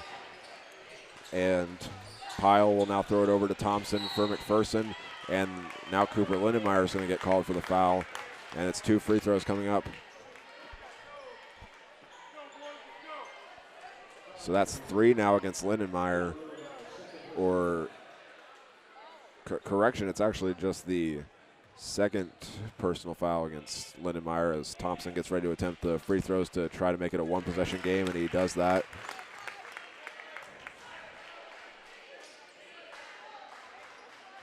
And it's 27-24 with 1:58 to go. Can make it a 2-point game with this free throw, and he does that as it just goes right through. He's up to 14 as the leading scorer for the Bullpups with those 2 free throws. As Lindenmeyer will take it, he's looking, throws it across court, and try to get it to Jonathan Cano as it went right over his head into the McPherson bench. And McPherson can make it a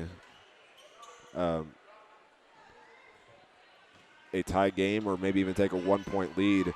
And we'll note real fast, there's actually just 5 fouls for Hayes High, not 6, as they had a scoreboard error. And we're going to get a foul against Hayes High.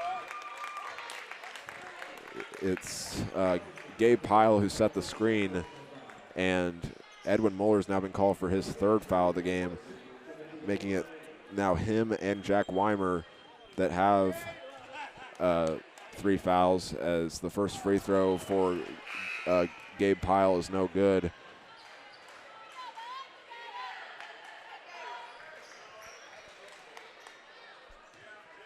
And he'll get ready to attempt the second one. And it is good, and it's a 1-point game now.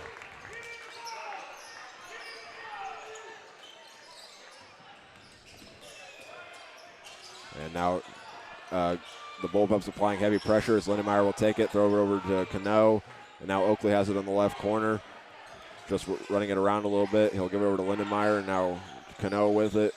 Will just dribble and throw it over to Fox. And they'll try to go inside, and now it's a steal by Corey Mueller. And he'll go to the other end and kick it back out. And Hayes High almost got a steal of their own. Now they do get a steal of their own, as Lindenmeyer deflected it right into Cano's hands, and it's layup's no good. Mueller's got the rebound. It's Thompson with the ball now as we're in the final minute of this first half. Being guarded by Lindenmeyer, he'll throw it up inside, and it's a layup that's good for Gabe Pyle, and they're going to get a foul against Hayes High.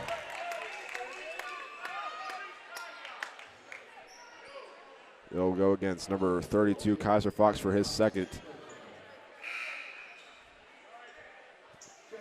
The foul count is not Hayes High's friend at the moment right now. They have 7 as a team.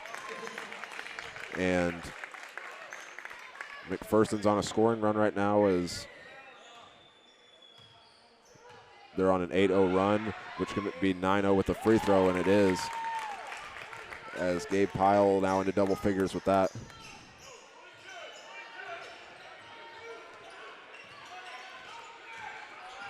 It's Cano with it. He'll throw it inside to Reuter.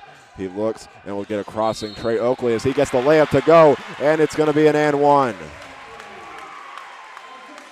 Reuter just turned right around, found a cutting Trey Oakley, and it's a tie game once again, but Hayes High can go in front if Trey Oakley can get the shot to go.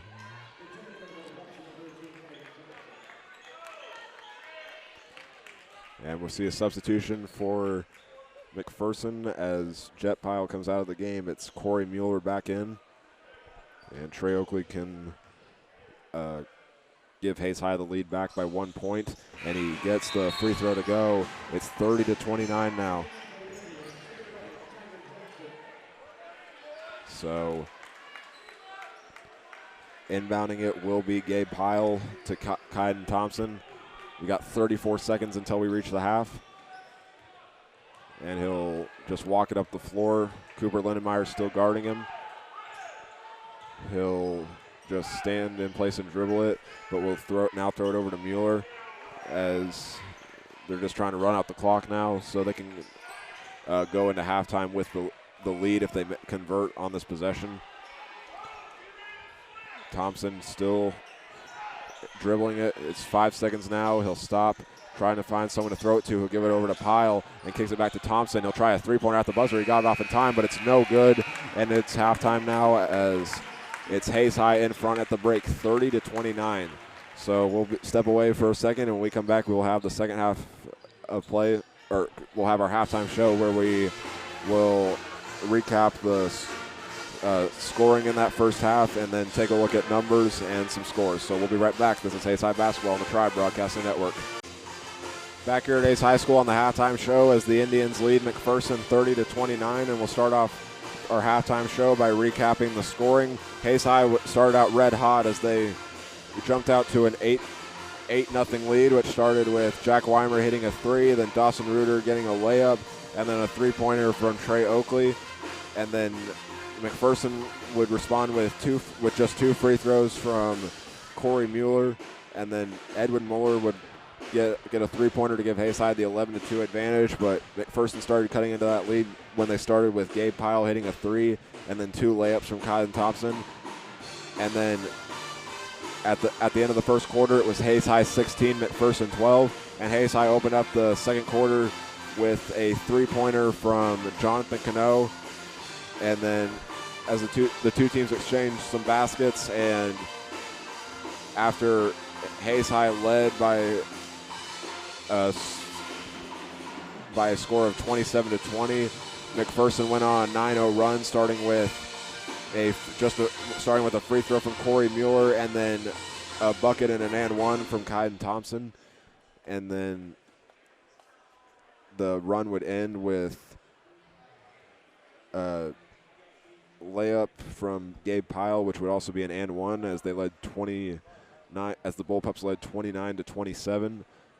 Hayes High would then end the first half with Trey Oakley hitting a layup on as he cut through, and Dawson Reuter found him, and he got the and one to go. So Hayes High led 30-29 as McPherson got a shot off at the buzzer, but it couldn't fall. And Hayes High, once again, Hayes High leads at the break 30-29. And when we come back, we'll have our individual and team numbers as well as some scores from around the state. So we'll be back in a moment. This is Hayes High Basketball on the Tribe Broadcasting Network. Back here at Hayes High School on the halftime show as the Indians lead at the break 30-29. We will now look at our individual and team numbers, starting with Hayes High's scoring. And they are led by Edwin Mueller, finishing that first half with 10 points. And right behind him was Trey Oakley and Dawson Reuter with 6. And Jonathan Cano has 5 and Jack Weimer 3. For McPherson, they are led by Kaiden Thompson, finishing that first half with 14. And Gabe Pyle was also in double figures with 10. And then Corey Mueller had 3 points, all of which came off of free throws. And Gavin Weddle finished with 2 points. And looking at Hayes High's other individual numbers, Edwin Mueller had a rebound and 2 assists. Jonathan Cano also had an assist of his own. Cooper Lindemeyer picked up a steal, and Jack Weimer had 2 rebounds and 3 assists. Isaac Fox had 1 rebound, and Dawson Reuter finished with 4 rebounds and a block. And for McPherson, Owen Pyle had 3 rebounds, an assist, and a steal. And Corey Mueller finished with a rebound and a steal. And Kaiden Thompson had a rebound as well, and Hayden Hoxie had an assist. And Gabe Pyle had 3 rebounds and a steal, as well as Gavin Weddle finishing with a block, and Ian Razak finishing with a rebound.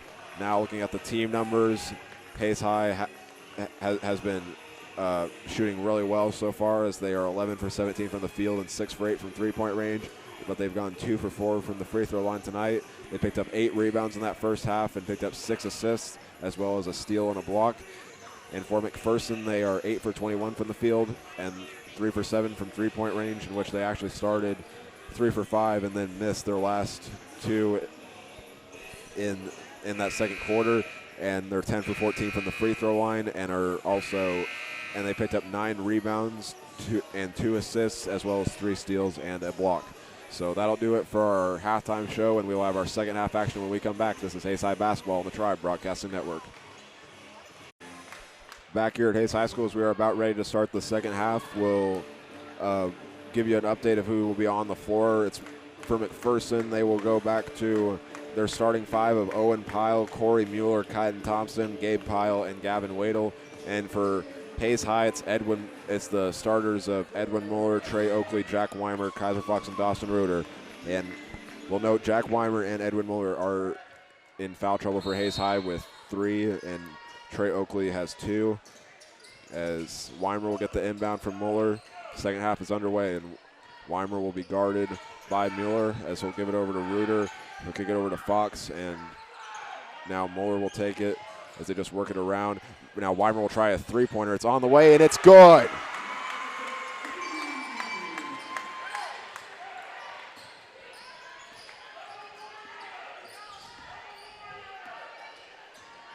Hayes High has made the first basket of every quarter so far tonight, and now they're up by 4. As there will be a drive now from Corey Mueller. He'll go all the way to the basket, and the layup is good. And it's a 2-point Hayes High lead now. As Weimer will take it, he'll give it over to Fox, and he'll give it to Oakley. As Weimer lost his balance, he loses the ball, but Fox was able to get it back, and they'll give it over to Mueller, who's standing on the right wing. He'll have to stop and pick up his dribble. Now Weimer will try another three, and it goes in and out, no good. Rebound will go to Owen Pyle for his fourth. And now at the other end, they're going to wave off the shot, but it's another foul against Hayes High. It'll go against Edwin Mueller for his fourth. So he'll check out, and Cano will check back in. Cano so far tonight has 5 points as well as an assist. And Thompson will be the one inbounding it. He'll look and throw it in right away to Pyle. His shot's no good. As Reuter was going up for the rebound, it's Kaiser Fox that comes down with it, which is his first of the night. It'll be Weimer now. It fakes the handoff to Oakley and now gives it over to Kaiser Fox. He'll take one dribble going inside. Reuter will take it, go up, and he can't get the layup to go, but it's going to be a foul. It'll be the first foul of the quarter for McPherson, going against Kaiden Thompson for his second, as Dawson Reuter will attempt the first free throw of the half for Hayes High. And it's up, and it is no good. So Reuter can give Hayes High a 3-point lead if he makes it right here. As he gets set, he'll take an extra dribble. And it's up and off the back iron and no good. And Gabe Pyle comes out with his fourth rebound of the game. Hayes High is just 2 for 6 as a team from the free throw line. And now Thompson will drive from the right wing. He'll stop and being guarded by Reuter. And the layup is no good for Wadle. And the rebound will be by Jack Weimer for his third.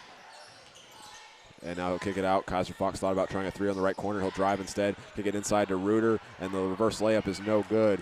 And coming out with the rebound was Gabe Pyle.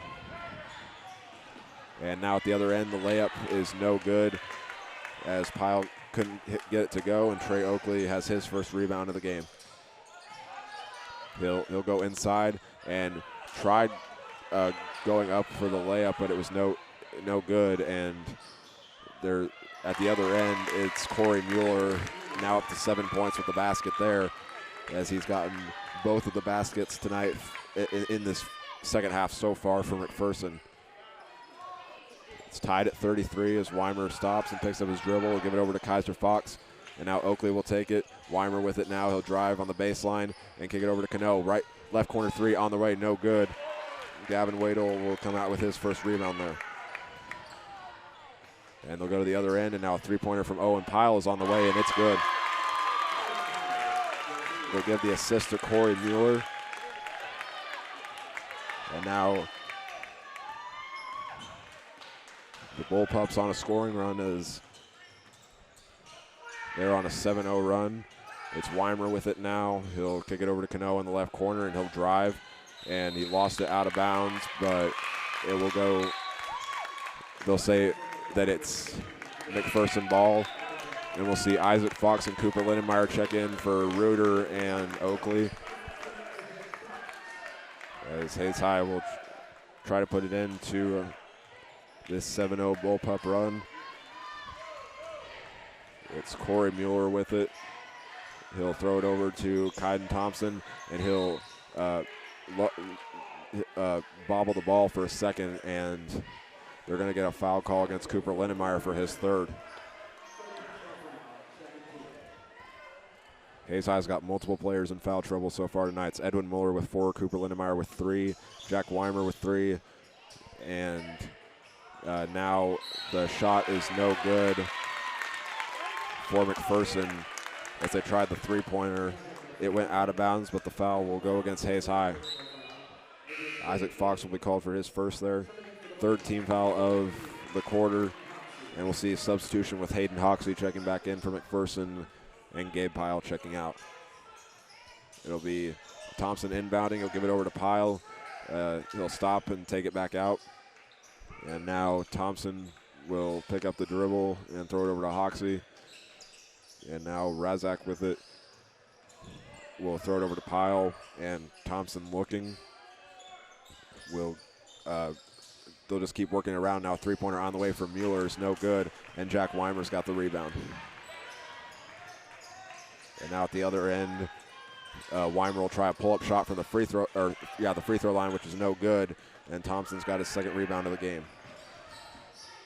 And now another three-pointer, this time from Owen Pyle, is no good, and Weimer's got the rebound, and he's going to get fouled by Hayden Hoxie for the second team foul of the quarter for the Bullpups.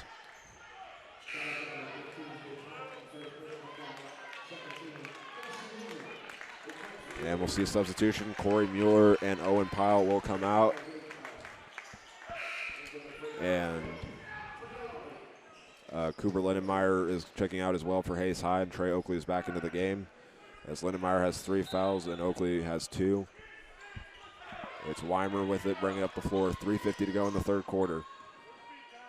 Hayes High trying to hand McPherson their first loss of the season, and they'll give it. Weimer will throw it into Reuter as Isaac Fox will take it, and now Cano with it, looking for a space to throw it. He'll give it over to Weimer, does some spin moves, and now Isaac Fox will pump fake a 3, drive, and get fouled as he was going inside.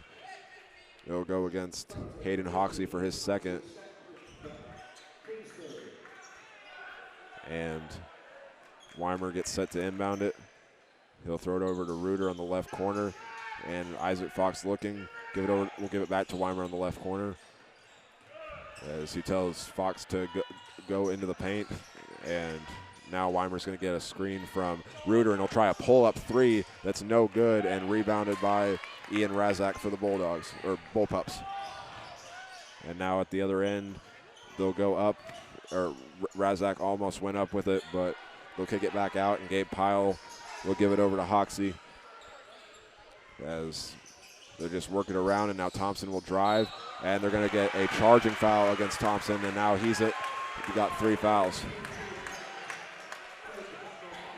It's the 14th foul of the quarter for McPherson, and they're going to get substitution as Thompson will check back out, and Corey Mueller will come in and take his place. So Oakley was the one inbounding, and Weimer will walk it up the floor, trying to get Hayes High the lead back, as they scored the first bucket of the quarter, and then 3 shots later from Corey Mueller and Owen Pyle. McPherson is in front. So Isaac Fox will get it off of a pass now from Cano as he drove in, and now Cano will take a pass on the right corner. 3-pointer on the way is good. Jonathan Cano now up to 8 points, and he ties it back up.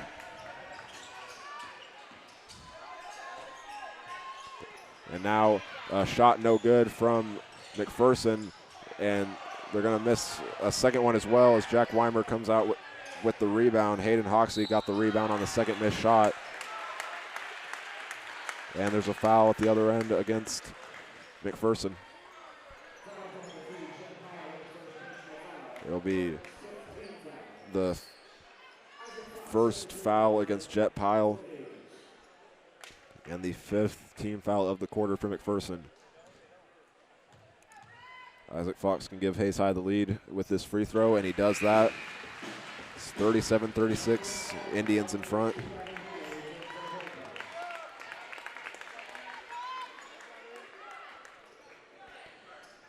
As we see a substitution, Ian Razak checks out of the game for McPherson. And Fox's second free throw is off the back iron and no good, and Gabe Pyle has another rebound. Hayes High in front by 1, exactly 2 minutes to go here in the third quarter, and now there's a drive as Pyle will try Corey Mueller will try a layup that's no good as he fell to the floor. It'll be number 2, Jonathan Cano, just his first. And now Mueller will try to give McPherson the lead back. So there's 1:55 to go. The first one is good.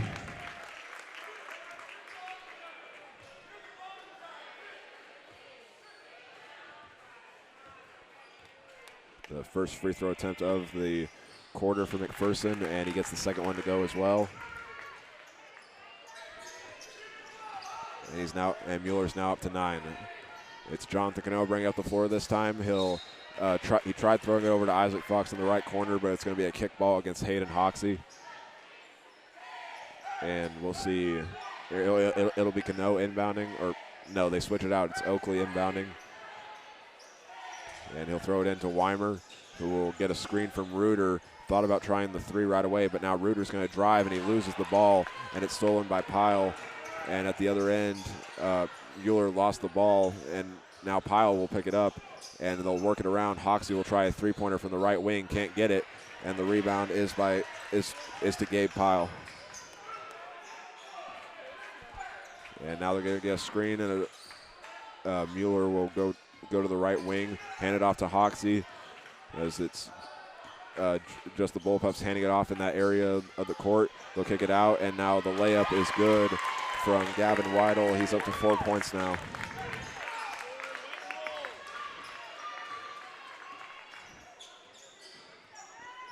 That shot breaks a breaks a drought for the Bullpups as they were 0 for 7 a second ago. Now Jonathan Cano will try a three-pointer, and it's nothing but air as it goes out of bounds, and we'll see Kaiser Fox go back into the game in place of Dawson Reuter. And also Cooper Lindenmeyer checking back in as well in place of Jack Weimer. Those two both in foul trouble again with 3. And bringing up the floor for McPherson is Corey Mueller, as he'll stop as he went towards the right wing. And now there's going to get a drive inside. Weidel, his layup no good. And there was a rebound between Isaac Fox and Trey Oakley, but they both lost it out of bounds, and McPherson's going to keep possession.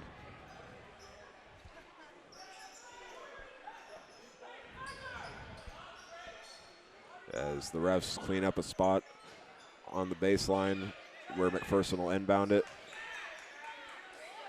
keeping all their players on the left side of the court here near the visitors' side of the seating. And they'll throw it into Hoxie, who got bumped by Kaiser, and now with it is Pyle. As they just hand it off, Mueller will have it. There's 26 seconds to go here in the third quarter. And he'll just take some steps back with 20 seconds to go in the quarter. And he'll just try to hold it for the last shot as McPherson's got a 3-point lead. Now 10 seconds, being guarded by Cano. He's going to get a screen, and he'll go towards that left side. Spins, will kick it out, and now a three-pointer on the way from Pyle is no good. And Kaiser Fox has the rebound, and there's the buzzer as we go to the fourth quarter. It's McPherson 40, Hayes 37, and we'll be back in a moment. This is Hayes High Basketball on the Tribe Broadcasting Network. Back here at Hayes High School as we're about ready to start the fourth quarter. It's been a back-and-forth game all night, but McPherson leads at 40-37 as they inbound it for the final 8 minutes. It's Mueller with it, being guarded by Mueller, who has 4 fouls and just checked back in. It's Thompson now. He'll drive, kick it out. Mueller will try a three-pointer from the right corner and gets it to go.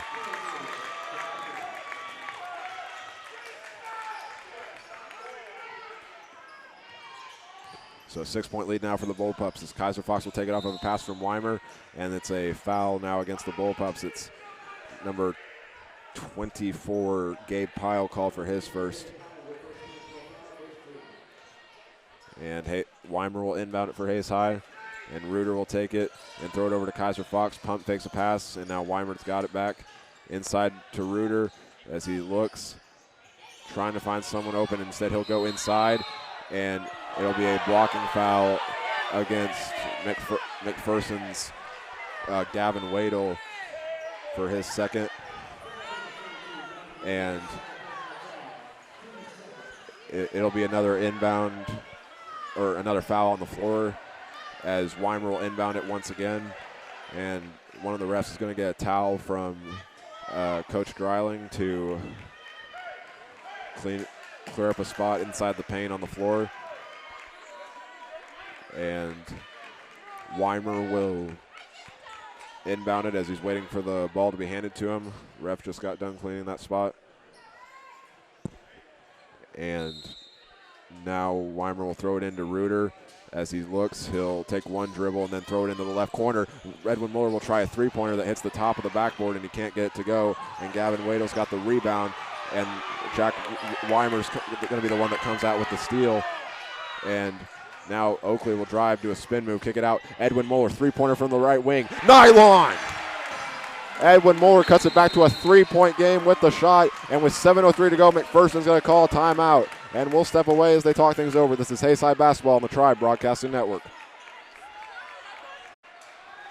Following the timeout, McPherson will have it with 7:03 to go in the game as they lead by 3. And it'll be Thompson bringing it up the floor. Off the inbound from Owen Pyle. Being guarded by Oakley. He'll give it over to Pyle, and now they'll just work it around a little bit. And now Mueller will take it, go inside, lose the ball, get it back. And now a three-pointer from Owen Pyle from the left corner is no good. And it's an over-the-back foul against Gabe Pyle as he batted it away from Kaiser Fox. And it's the third team foul of the quarter for McPherson. So Oakley will inbound it to Weimer. They can either make it a one-point game or a tie game if they can convert here. It's Weimer will go in, he'll stop, hand it off to Mueller, and Oakley will take it now, go to the top of the arc from as he started on the left wing. He'll throw it over to Kaiser Fox as he waits for someone to get open. Oakley will now take it, thought about trying a three, but instead will get it back to Kaiser as he looks, tells Weimer to come over, and he hands it off to him. And now Fox will set the screen, and Weimer gets trapped, and it's going to be a foul called against McPherson as Weimer's head jerked back after the Bullpups came in to try to force the jump ball. And that's now the fourth team foul as Corey Mueller's called for his second foul according to the scoreboard.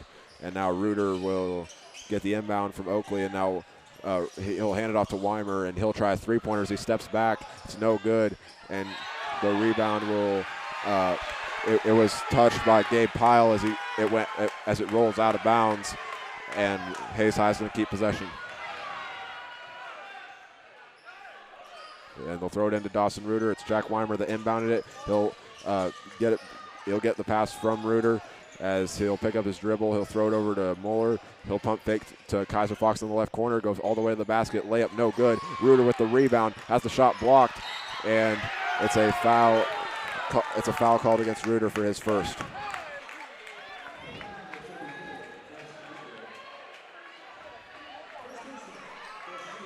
The shot was blocked by number 24, Gabe Pyle.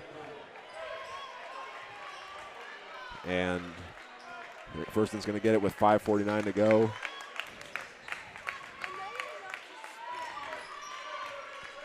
So Thompson will bring it up the floor.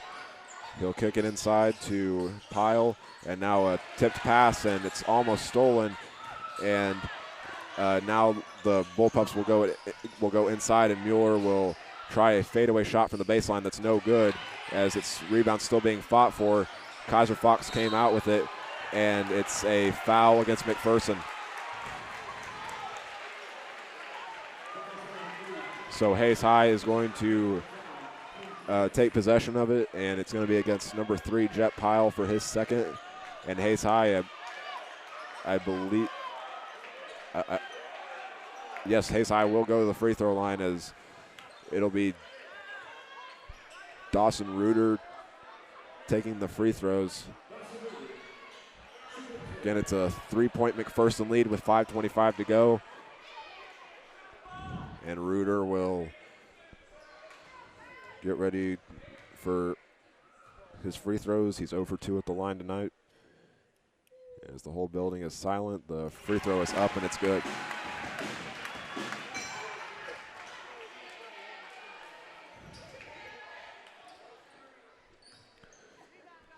So we can make it a 1-point game here.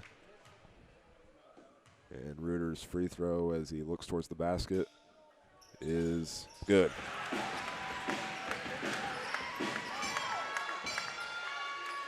A 1-point game now as Reuter's up to 8 points with those 2 free throws. Thompson will bring it up the floor, gets a screen, and will do a spin move and kick it over to Mueller, being guarded by Mueller. And he'll hand it off now to Pyle. He's guarded by Fox as they work it around the arc. Mueller will take it, do some moves. We're at the 5-minute mark now. Thompson will look and throw it over to Mueller as he'll drive. He'll go to the basket, and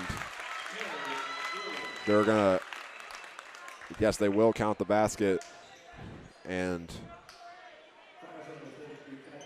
it's now back to a 3-point game for McPherson.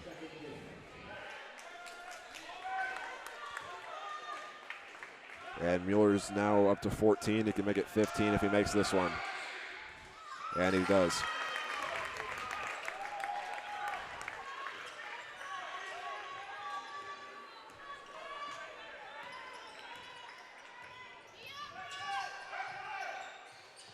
So now it's Weimer with the ball for Ace High, and he'll kick it over to Trey Oakley.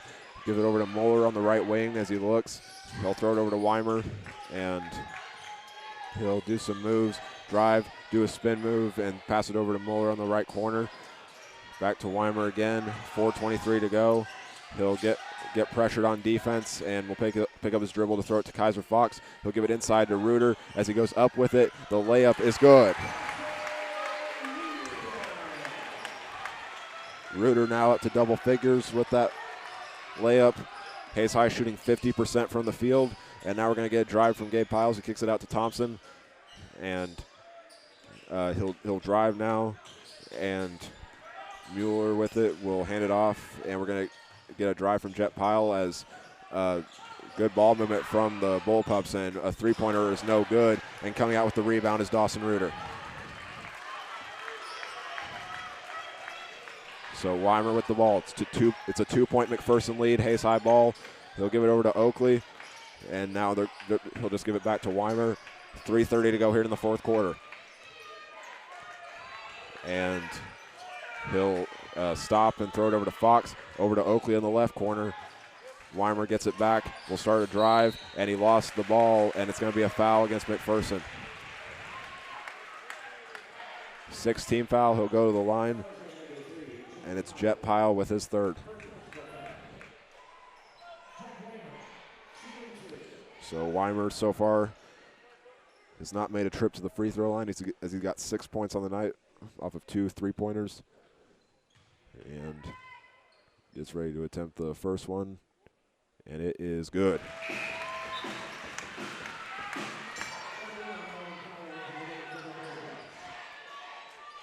So it's a 1-point game now. He can tie it up here with 3:19 to go.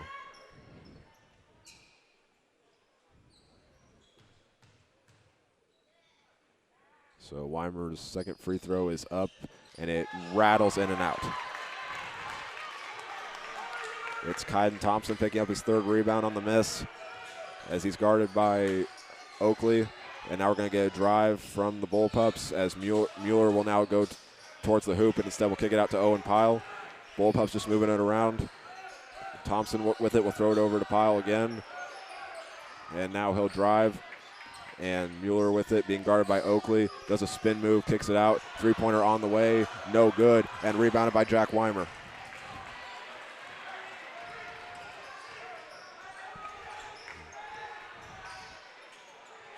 So he's got the ball now. He'll throw it over to Trey Oakley on the left wing.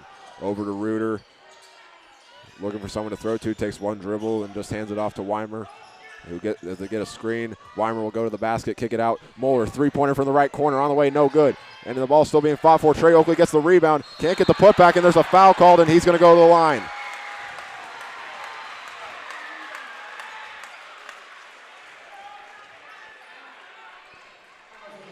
Trey Oakley so far 6 points tonight as he just got his second rebound on the attempted putback.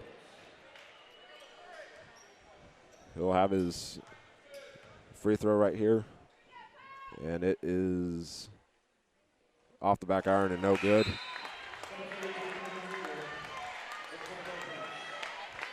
Hayes High looking for their first lead since the midway point of the third quarter, in which they led 37-36 off of a free throw from Isaac Fox.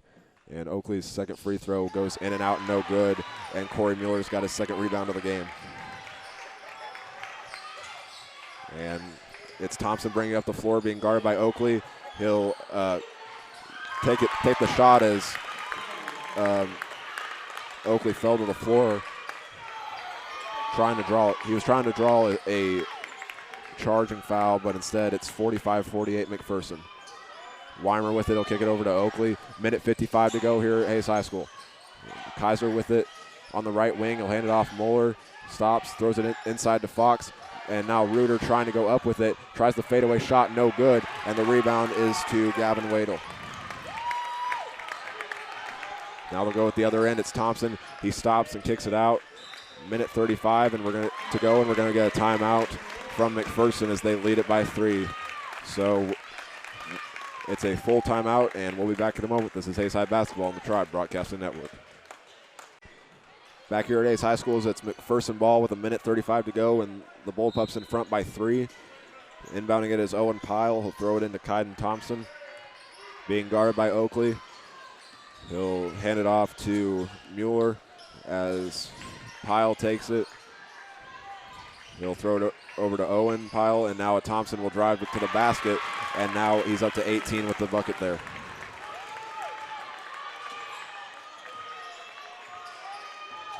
And now Weimer with the ball. He'll try and drive inside, try a fadeaway, long fadeaway two, which is no good. And it's going to be McPherson ball. Minute 6 to go, and as Isaac Fox is into the game now in place of Dawson Reuter. Hayes High's going to go with a full court press now, and Cooper Lindenmeyer is going to check in as well in place of Edwin Mueller. And inbounding for McPherson is Gabe Pyle. As they try to find someone who's open, they'll get it into Owen Pyle. And now Thompson with it, gets double teamed. McPherson doing a good job keeping it away from Hayes High, as now there's 57 seconds to go. They'll give it inside to Mueller, kicks it out. Gabe Pyle thought about trying a 3. Instead, Thompson will just work it around a little bit. McPherson trying to run out the clock now. 45 seconds to go. There's going to be a foul against Hayes High. It'll be Jack Weimer for his 4th. And it's just the 3rd team foul for Hayes High, so they've got a few more to give if they want to put McPherson in the bonus. Pyle will inbound it. He'll look and throw it forward. It's Mueller with the ball. He'll try the reverse layup, and it's good.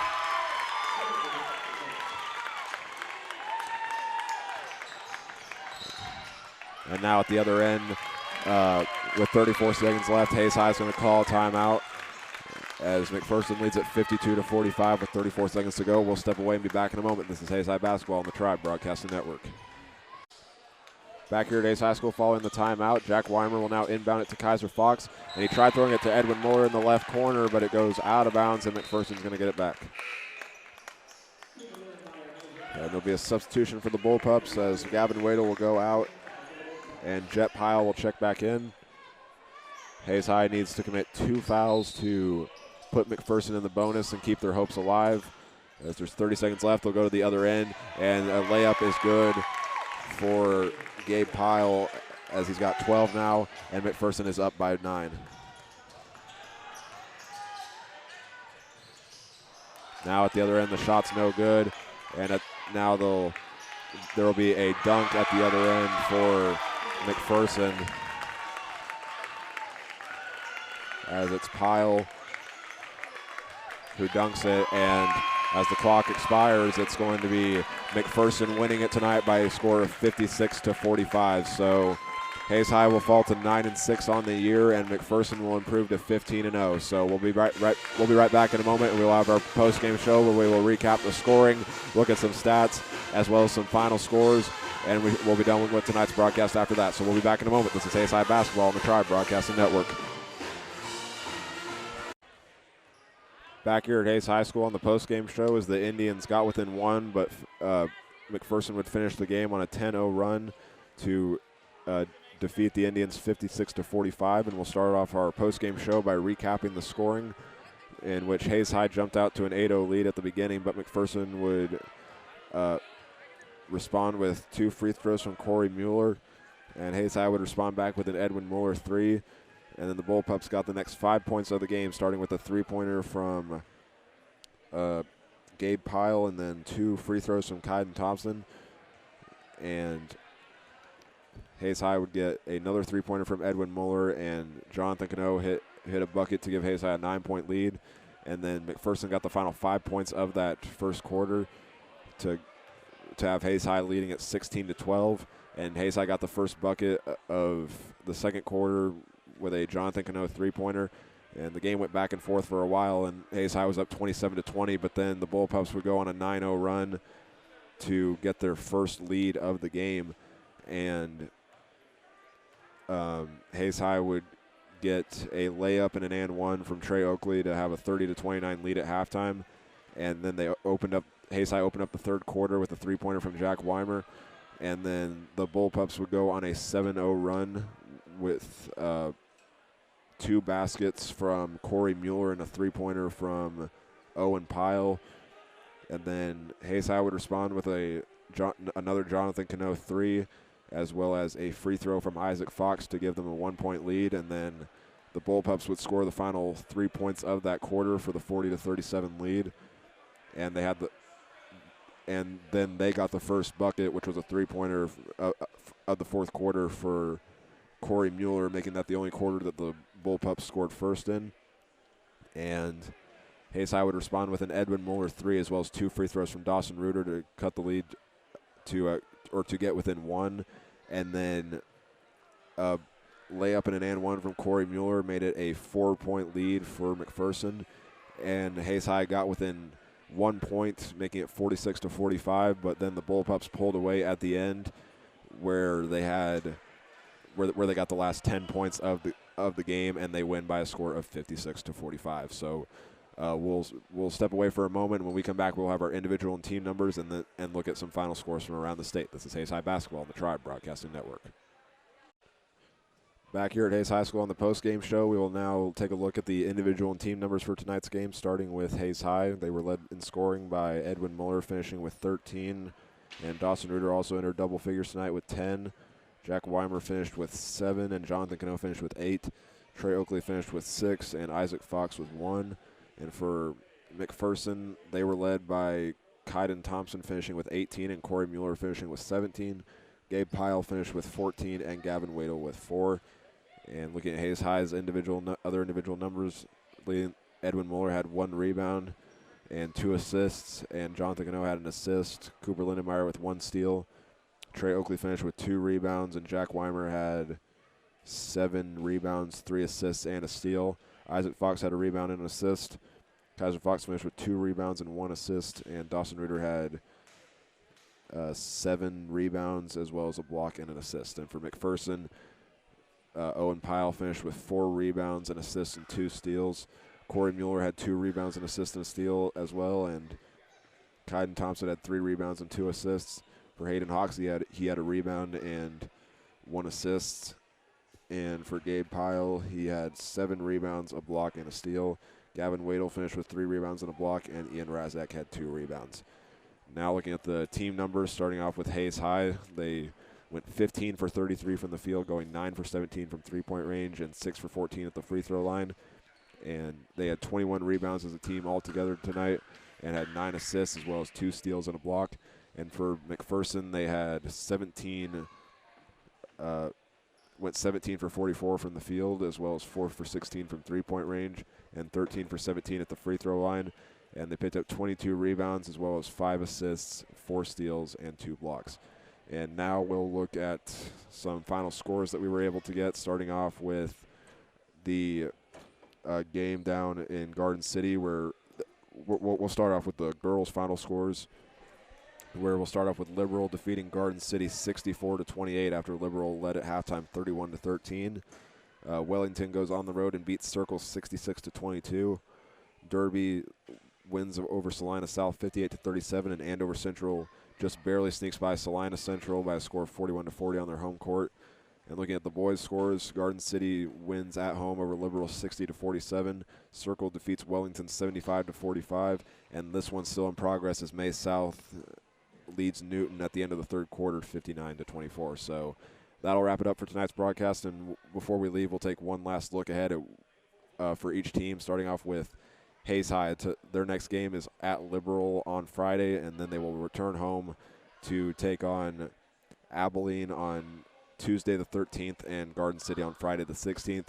And for McPherson, they are on the road on Friday at Winfield, and then they'll do the same thing as Hayes High. They'll have a game on the road this Friday in which they play Winfield, and they'll have 2 straight home games. So they'll play Buhler on the 13th and play Circle on the 16th. So once again, that'll wrap it up for tonight's broadcast as Hayes High falls by a score of 45-56 against McPherson. We want to thank you for listening. I'm Hank Corsair. This has been Hayes High Basketball on the Tribe Broadcasting Network. We'll see you all next time.